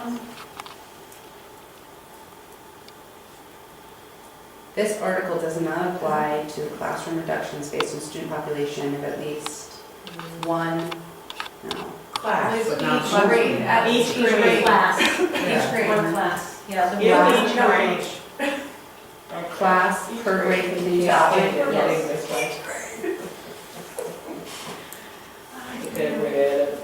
You want at least each grade continues to operate. Oh, jeez. I feel like adding this sentence causes more trouble. So, we could get that. At least one class each. At least each, take out one class. At least Leave each and take out one class. There you go. At least each. Can I make a grammatical Take out the first. suggestion? Yes? Put by the unified board after study. Boy, that could even- Take the I per, need to finish what we're doing. take the per out. Take the per out. There you go. At least each grade continues to operate. Or just get rid of at least if each grade. If at least each grade. I think that makes sense, but at least, You like the at least? yeah, Because you're setting a minimum. that there's at least a grade. Yep. We'll do away with those. Progressive education. Other concerns here? so in C, you want to put the modifier by the unified board right after the word study. Oh, there's 2 C's, my mind is a little lost. Say again. The first C, right after B. Oh. So it reads, undergo 1 year of study by the unified board to determine student and community impact. Correct? Under 1 year of study by the unified board Yes, thank you. to determine student and community impact by the unified board. If you take out the last by the unified board. Got it.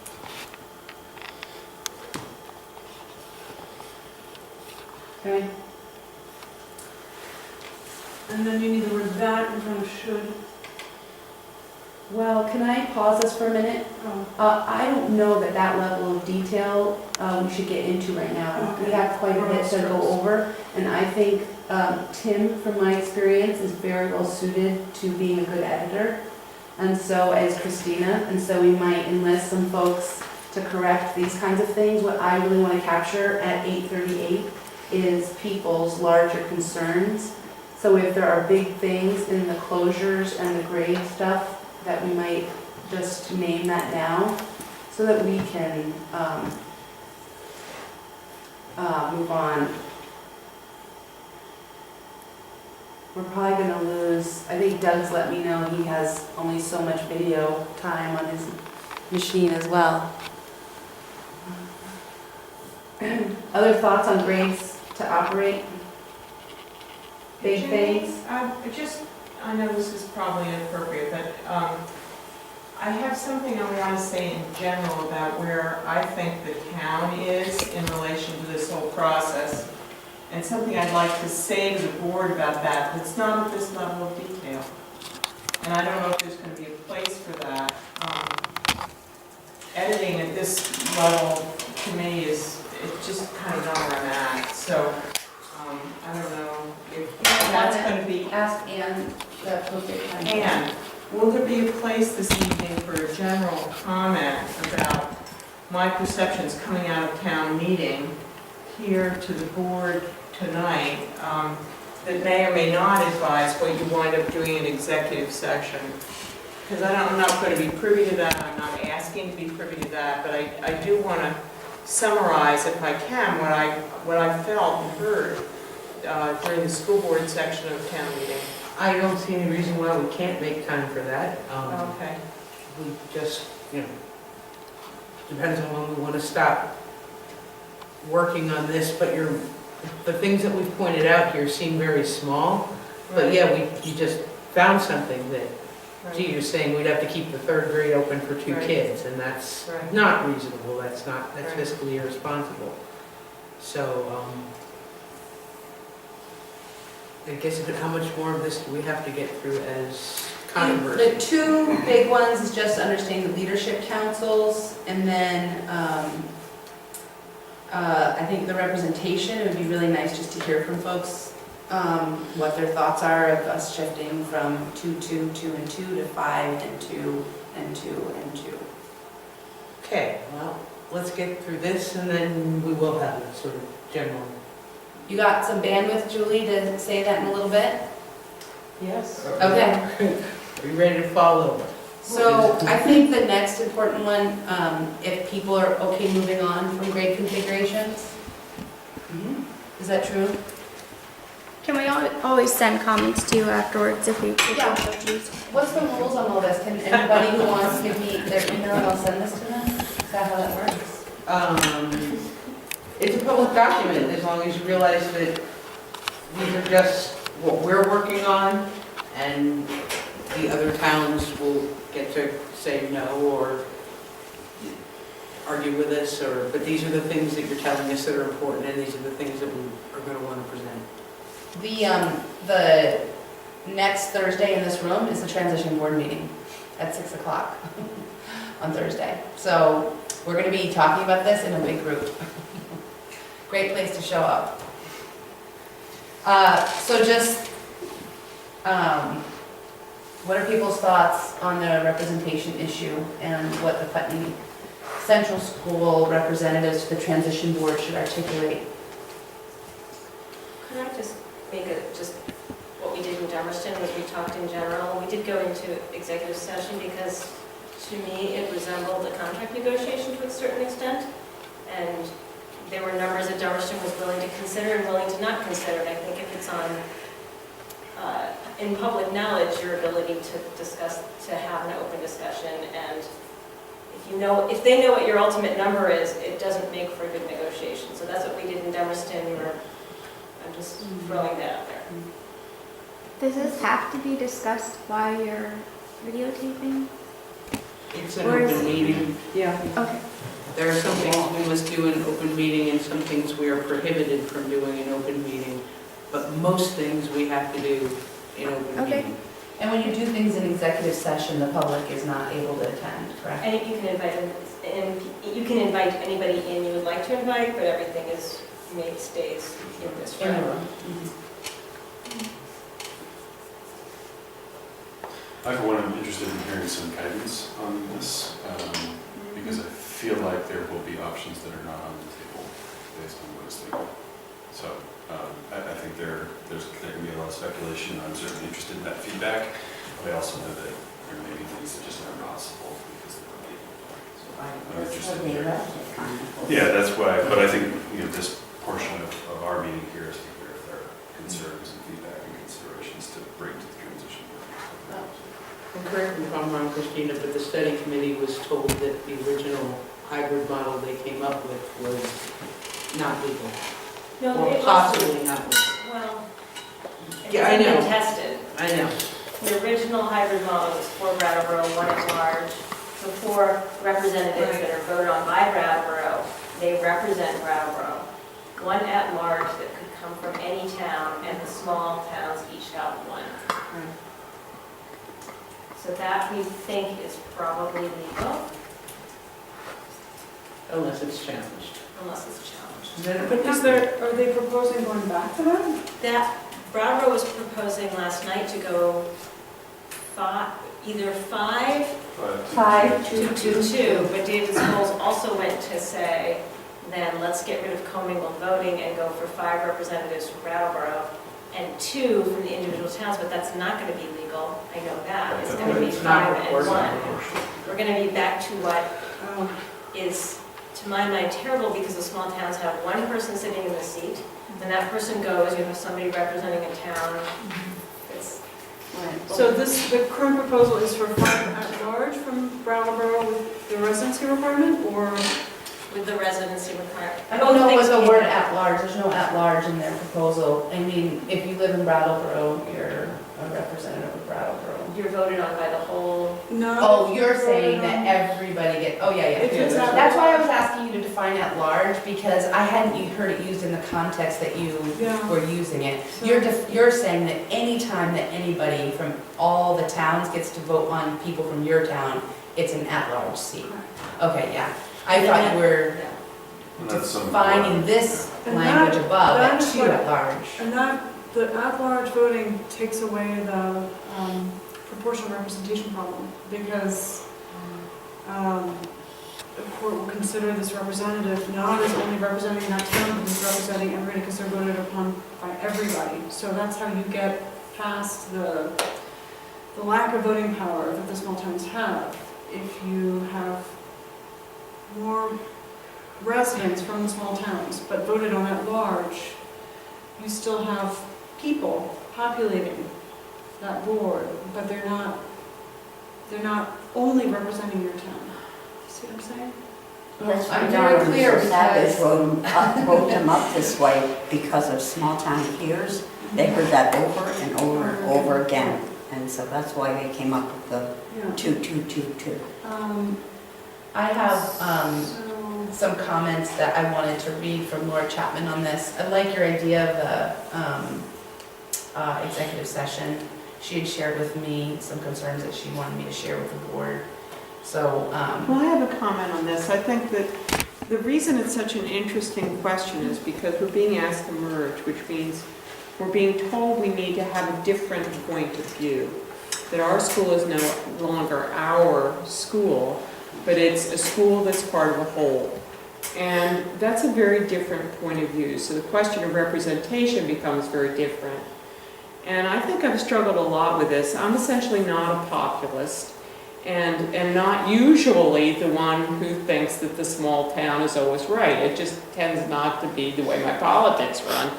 So I find myself in a really awkward position. And it's been very challenging the last 2.5 years, really challenging myself about what might just be narrow regionalism as opposed to being willing to take the broader point of view. So in effect, I think if things like the divorce clause and the one that preceded it are very clear that each town has a vote, then the question of representation to me becomes really different. I'm willing then just to see that be at large. Makes a lot of sense that way. But that's because towns are protected from school closure being rammed down their throats, because we'll have the ability to vote as a town and say no. So the question of power is one that comes up for me a lot in all of this. And so I'm far less concerned. I mean, I believe that a representative board will represent the whole.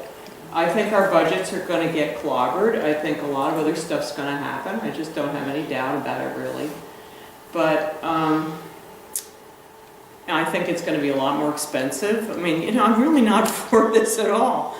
But I can't body block it any more than I have. And so I guess that question of representation becomes less important to me if the other clauses really have the power to allow our local voice to be heard at the decision point that I care most about. I don't know what I else think to say about that. it in terms of budget, because, Sure. I mean, there's things that are Putney values that we don't want to lose. And if we're giving up all of those seats to Brattleboro, our input on budget is going to be so diluted as to be worthless. So that's the way I'm thinking about it, is that we aren't going to be, people are bound to bring their mindsets with them to this whole thing.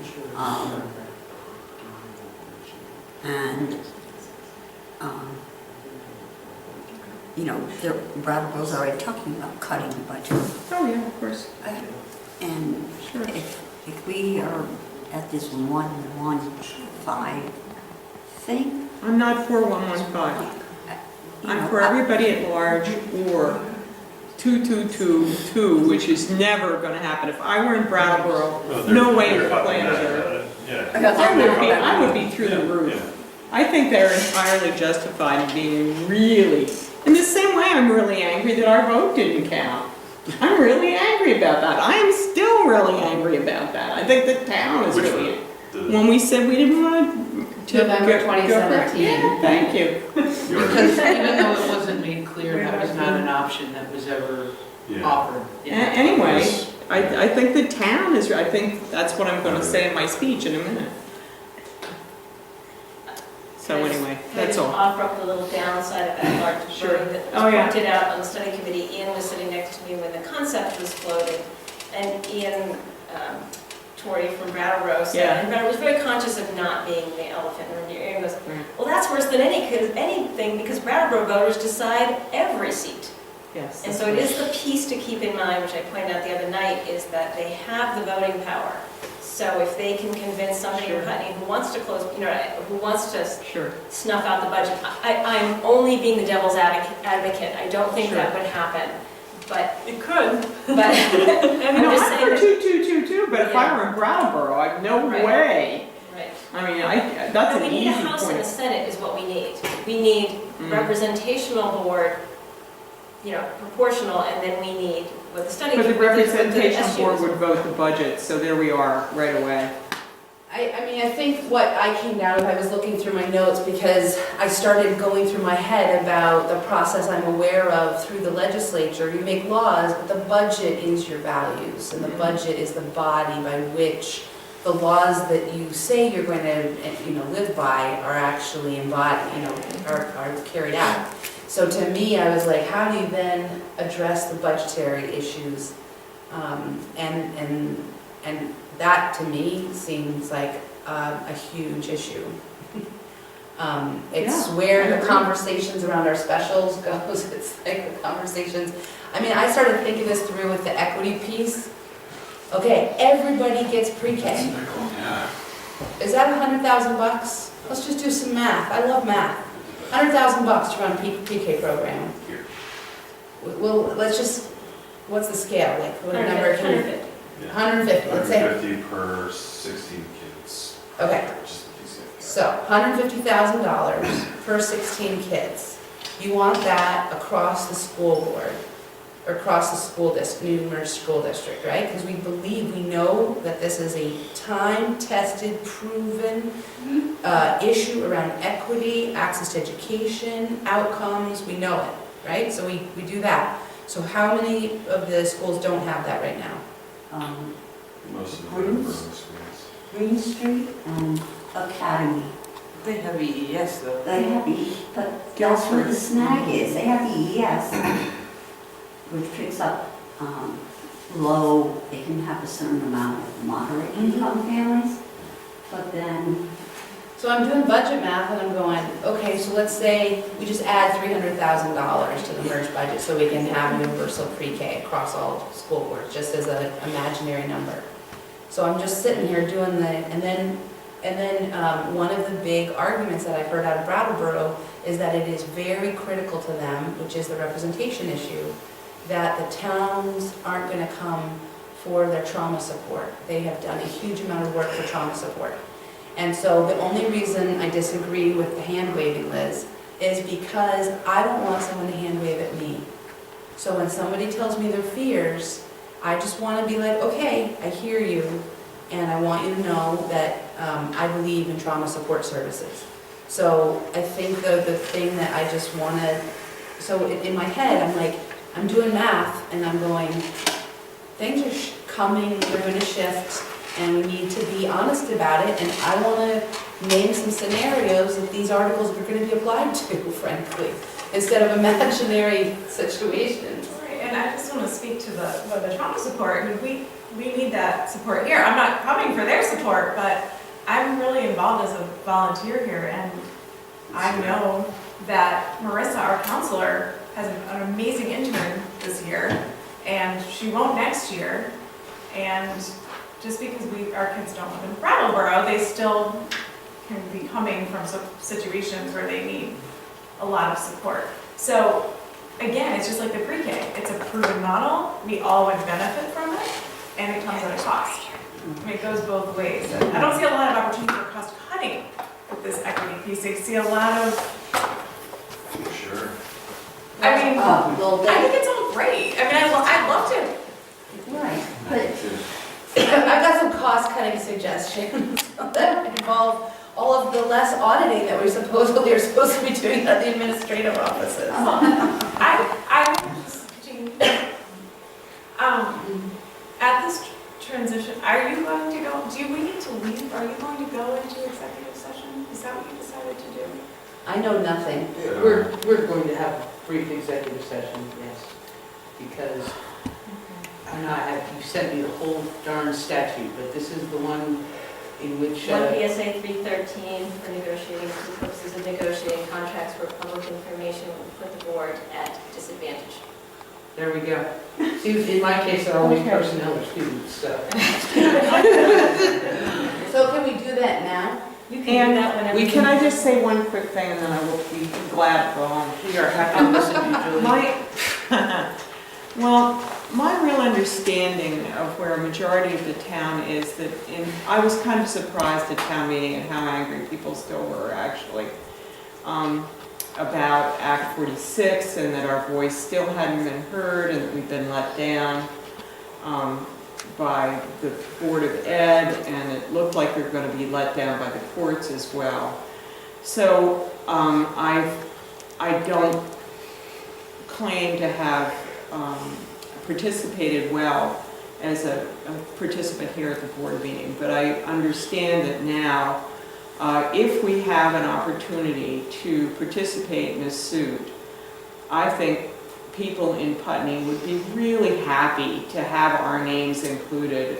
A lot of us have felt kind of gypped that we didn't at least get to be one of the towns that was protesting this when our voice was so clear in the vote. And I understand that the school board did what it did for whatever reasons it did. I'm really not angry about that at all. But I hope if we have a moment now when our name might be included, it would be good for our town, no matter how this turns out, that we're at least identified once again, that it's clear that we did vote the way we did, that gets heard, it gets seen, it gets read in the paper. And I think even if the transition happens and we merge on June 30th, which I now imagine will happen, it could be healing for us to be heard again and seen again. I mean, to vote the way we did and then to feel so utterly ignored. I mean, I went to the State Board of Ed as part of that hearing, and it was shocking to me what I experienced there. So that's my appeal, and I appeal it in the name of helping this town to heal over what I feel is a real wound. You know, I remember when an article came out in the Commons written by someone I know very well, whose name's not coming up, saying everybody should go out and vote. And for the first time in my life, I'm 70 years old, I thought, and why? Yeah. And it was such a shocking internal response, but it was entirely around, we voted, this is Vermont, how could this happen to us? And so that's my whole speech, and I feel so happy to have gotten to give it. And I love you all, and I'm going to go home. Thank you. Genuinely, thank you for coming in here. Because you have the dirty work to do. It's really hard. Thanks for your service to our community too, Julie. Take care. How long have we been doing this, Christina? 5 years? No, now? sorry. We've been doing this 5 years now, haven't we? I don't, 2014. I could have had a kindergartner in the time, and I could have solved this problem. We could have all solved this problem if we'd all had a kid instead of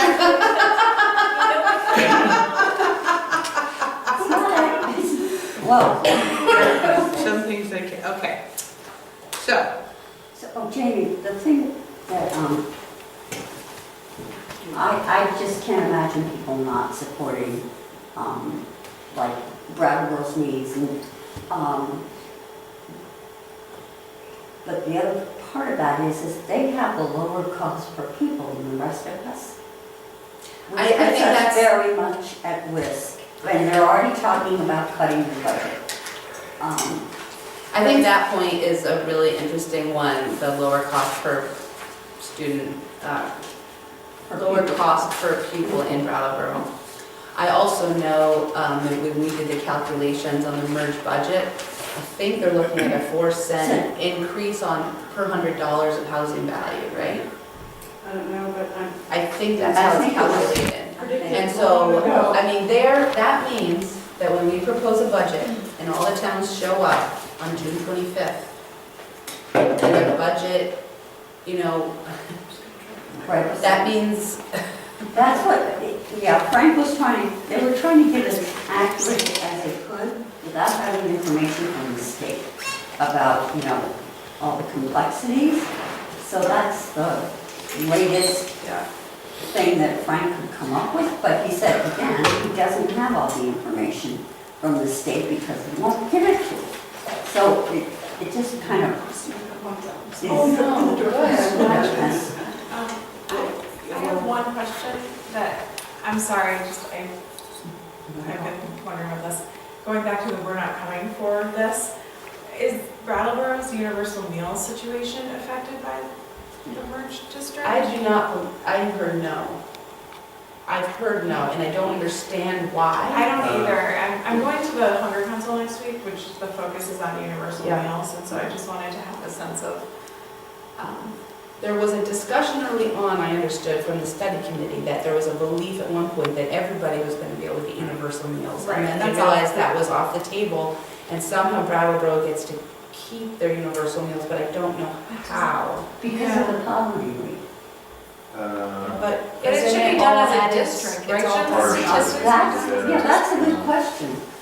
I don't know, I think that the super simplified answer is that it's all, that the next year essentially would be on a budget that they have already approved that includes that. But the back end of it, I don't know. I mean, that's a huge deal. It's a huge deal, it's part of the. Right.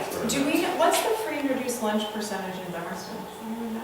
Christina will know. Okay, I'm just curious because Sure, for 50 here, I think. it's close to 50 here, but we fluctuate between I thought we 42 were and at 50. 42 or 44. We fluctuate between 42 and 50. I know this because we use a lot of this for the food shelf grants, for the Food for Kids.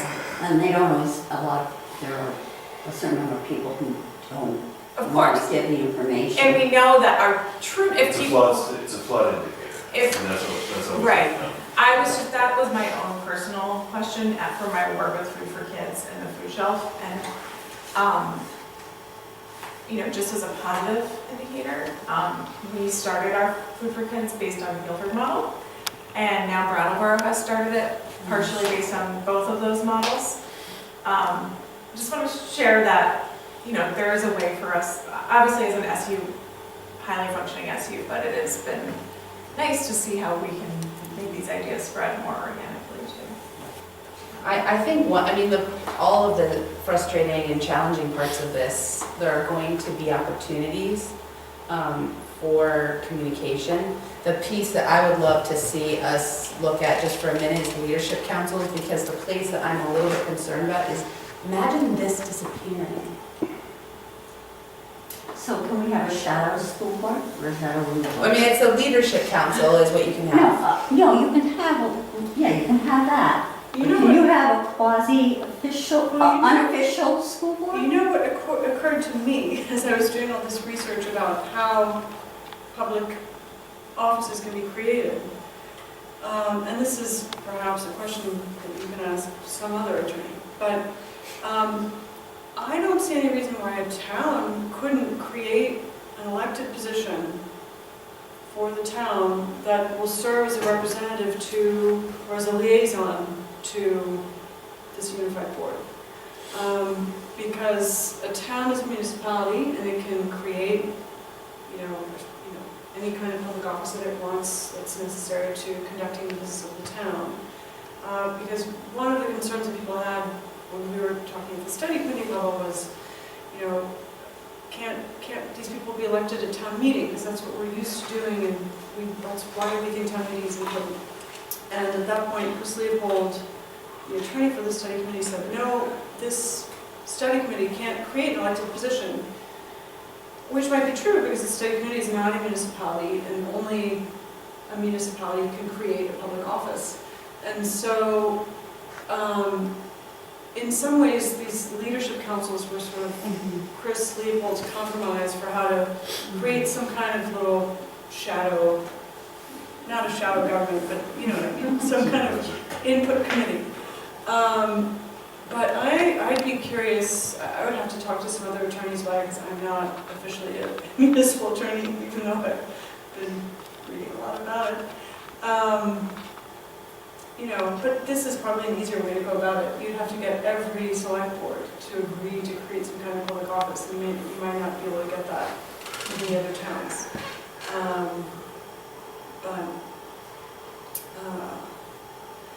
The problem with the leadership councils is that they have no power, right? So You need to assign power somehow. Well, you can't, there. But you could if it was part of this, as merged groups, bylaws, and merger part process was assigning that. Even if it's for a certain amount of time, you could define it here. Well, here's another idea that just popped into my brain. If these articles are warned by the transitional board itself, that's already a municipality. Why can't that municipality create some kind of elected position? I don't know. I'm just thinking out loud. But, they would be duplicating their own positions, basically. Anyway, I've always One of the challenges I find in this is that this is a huge amount of work to do in a really short time. I'm starting to text my folks who are watching my kids right now, thinking, I don't know how we're going to get through what I'd hoped to get through tonight. I think the points you're making, both are valuable. I think my bandwidth might be at its end. So I'm just proposing to the body that either I depart and you continue, or that we come up with a strategy for, and somebody get me my computer, or that we figure out a plan for how we're going to address this. And part of what we did when we were doing the report to the state board, which is a massive tome, was we scheduled many and warned many work sessions. And that's a possibility. So it's good meetings that anybody can come to, just like a school board meeting. And Brian can help us warn them. But we can say, okay, who can come? Can we get a quorum? Whatever. So 3 as a quorum? 3 is a quorum, yeah. Yeah. So can we get a quorum to have it's a specific purpose to work on? Because I could imagine Because I imagine doing at this this point, again on Monday night, and maybe, that's what I mean, yeah, I mean another time. and I could do that if a couple of people could do that. Yeah. You can also potentially call in too. Yeah, but then call us, yeah. Right? I had to call it both. Yeah, I probably. So the reason I say that is because one of the critical things that Tim and I wanted action on tonight was starting to get communication out about the merger timeline. We'd like to ask her to get it out in the Putney Central School newsletter. It's a little complicated. A version went out. We wanted it to go out regularly, and so Tim edited it down to a 1-pager. We'd like to get it to go, so I think that would be a very fast action. I saw what you wrote, and I think that's fine. Yeah. So it would be standing in the newsletter essentially? Well, I think our goal was that we would keep things in weekly newsletters to keep them in people's brains at least through May It 21st. probably would be necessary to change it slightly, because as those meetings go by, I'm not sure there's a purpose in telling people about meetings they missed. Indeed. So, A little feedback that when things are in the attachment of the school newsletter, I do get a lot of feedback that people don't always open it or have trouble. So I can't figure out why things are only in attachments. that's just the format that they use. Herb uses, he has a template that it's his format. But we could request that they go in the body of an email, couldn't we? I would say maybe request the body, or also, I think things that have been really successful for us PTO-wise. I mean, I do have my PTO newsletter that I'm happy to duplicate the information. And then also some postering, like where parents who come for pickup can see. And using the signboard is very effective. A lot of people see the signboard. So those are just, Okay. I know you can't put the whole document on the signboard, but having a standing like this meeting is all welcome can help at least raise awareness. especially for next week, and it's here anyway. Yeah, and I'll be sure to put it in the PTO newsletters. I did not do it today. So. That's great, thank you for that. So, and the other thing was, I don't know that there's much action needed on this, but I just wanted to point out that this is available for people. It's gonna go to everybody in all the school districts, and I basically just put all your thoughts. We acknowledge, this was a phrase from her, we acknowledge the budget choices have to be driven by the kids who show up at our door. These are the values you all named, which were things that are important to us. And then Herb kind of went through an example of the different kinds of learning environments and examples of that, how we're committed to that, that we're committed to the pre-K through 8 model. We understand about good nutrition, and these are some examples of that. A couple of things that are distinct is the breakfast after the bell and the after-school snack, which is like a light dinner, which was Herb's reference. Talks about sourcing food and having local purchasing, having relationships with about 20 vendors in our food program, Harlow's, Walker Farm, Thomas Dairy, Black River Produce, our farm to school program, and then talked about specific maintenance to the building. When he arrived, snow was blowing in the windows, and we had 3 oil burners and 4 furnaces, and just all the things that had to happen to tighten up the envelope and the energy committee. And That one's going to be important in the debt discussion. yeah, Because it's a point of consternation for some of the other towns. yeah, they're gonna have to take on But they're going our to have debt. to take on. Well, there's that, but there's also deferred maintenance on the buildings. So they have debt, it's just in the form of a leaking roof that hasn't been addressed yet. So that's the debt. So discussion. deferred maintenance is debt? Not really, but it will be. It's not currently, but Not currently. coming. So the discussions in some of those meetings, and this actually predates me on the board, and some of it, I was having a kid at the time, so I wasn't paying attention to a lot of that stuff, but You were trying to address was Act that, 46 concerns another the way. view of some people, and again, where it comes from, I couldn't really be specific on it, I don't remember, but was that some of the debt that Putney has was because we have attended to really critical infrastructure needs right away, whereas other buildings, and I won't name them because I don't know for sure, in our SU have not.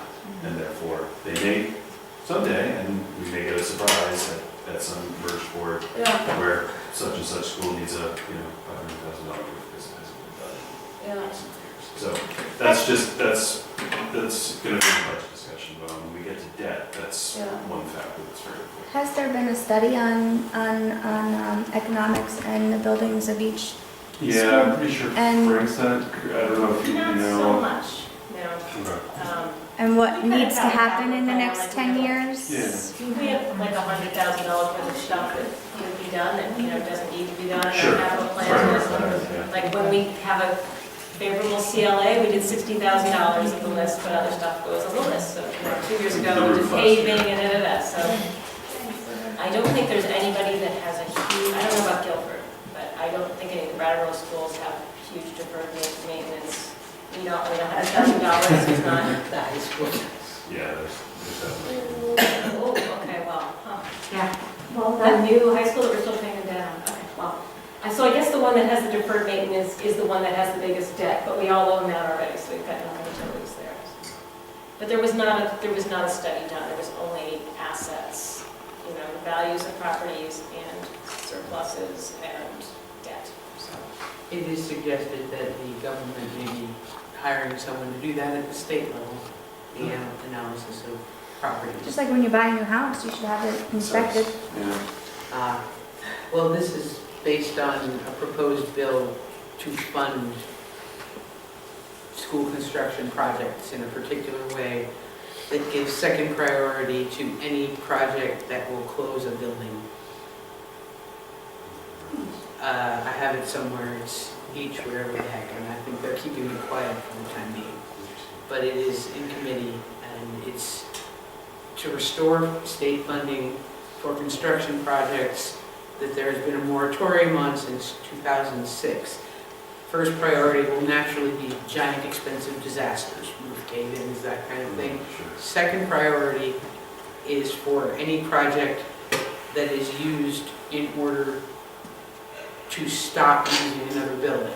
So if building an addition on Putney could close Dummerston, that would be a higher priority than just fixing Putney. Yeah, that's Well, you have to look for it. That's why. Oh, this stuff, it's really sickening. I mean, There's another one that's, you know, for one statewide school district. yes. But they don't want to close schools. Yeah, it's closing schools. It was all about saving money, except that it was never about saving money, and it's not about closing schools, except they're literally writing a bill to encourage school closures. So I'd Did love Charles to, Koch mean anything to you? Because it means a lot to me. I don't need to know like specifics, but just for you guys when you're discussing this further, is yeah, there any, and I sent this to you, but is there any like verbiage in here about undue financial burden to any one specific entity, person, or community member in here anywhere that specifies that you need to address if having this happen or doing such and such a thing is going to have a burden financially or on a community? Does that make sense? are you talking about, were you talking about earlier low-income people, the impact of transportation? Well, it was a combined So are you conversation. talking- So I'm talking in general as someone who lives in Putney, has a house in Putney, has a job in Brattleboro, works full-time, having my taxes go up because they're going to merge this into that and offer free breakfasts. I'm just going right off the devil's advocate here. But it makes my taxes go up, which then makes me not be able to afford other things. Is there a cause and effect evaluation that's written What's more anywhere? likely to happen is that we will see, so that's 9 now, all of the gloves are coming off, is that we will see changes in our staffing as a result of that dynamic and other folks being concerned about that dynamic. Being angry. We can't really legislate against that through here. Because Not that even a is- study of financial But burden or that's- something? That's always the case though. Literally anytime we've made a decision just here in this room, we have not studied that it's going to make X person's taxes go up or, I mean, of course, we're always conscious of that, but it's not always within our control. For example, Well, that I healthcare costs understand, are but at least going up the- 12%, and there's nothing I can do to stop that. The due diligence is there, that's all I'm asking. It's up to individual board members, and we are always reminded of money. ultimately the voters. Yeah, and ultimately the voters, but not like we can commission a study, because every time we talk about study, we're talking about spending more money. Because people don't do studies for free. And not to point out the obvious, but next year there will be additional merged board positions available. So it seems like there are people who are, right? Wait, did we approve the change in representation? No, and my point is that if there's only a one-year spot, right? Isn't there an election next year? Yeah. Right? So just meaning people who have lots of opinions about things should be thinking in their heads about People with full-time jobs who work in about participating in the process. I need to leave soon. Yeah, so could we move to enter our brief executive session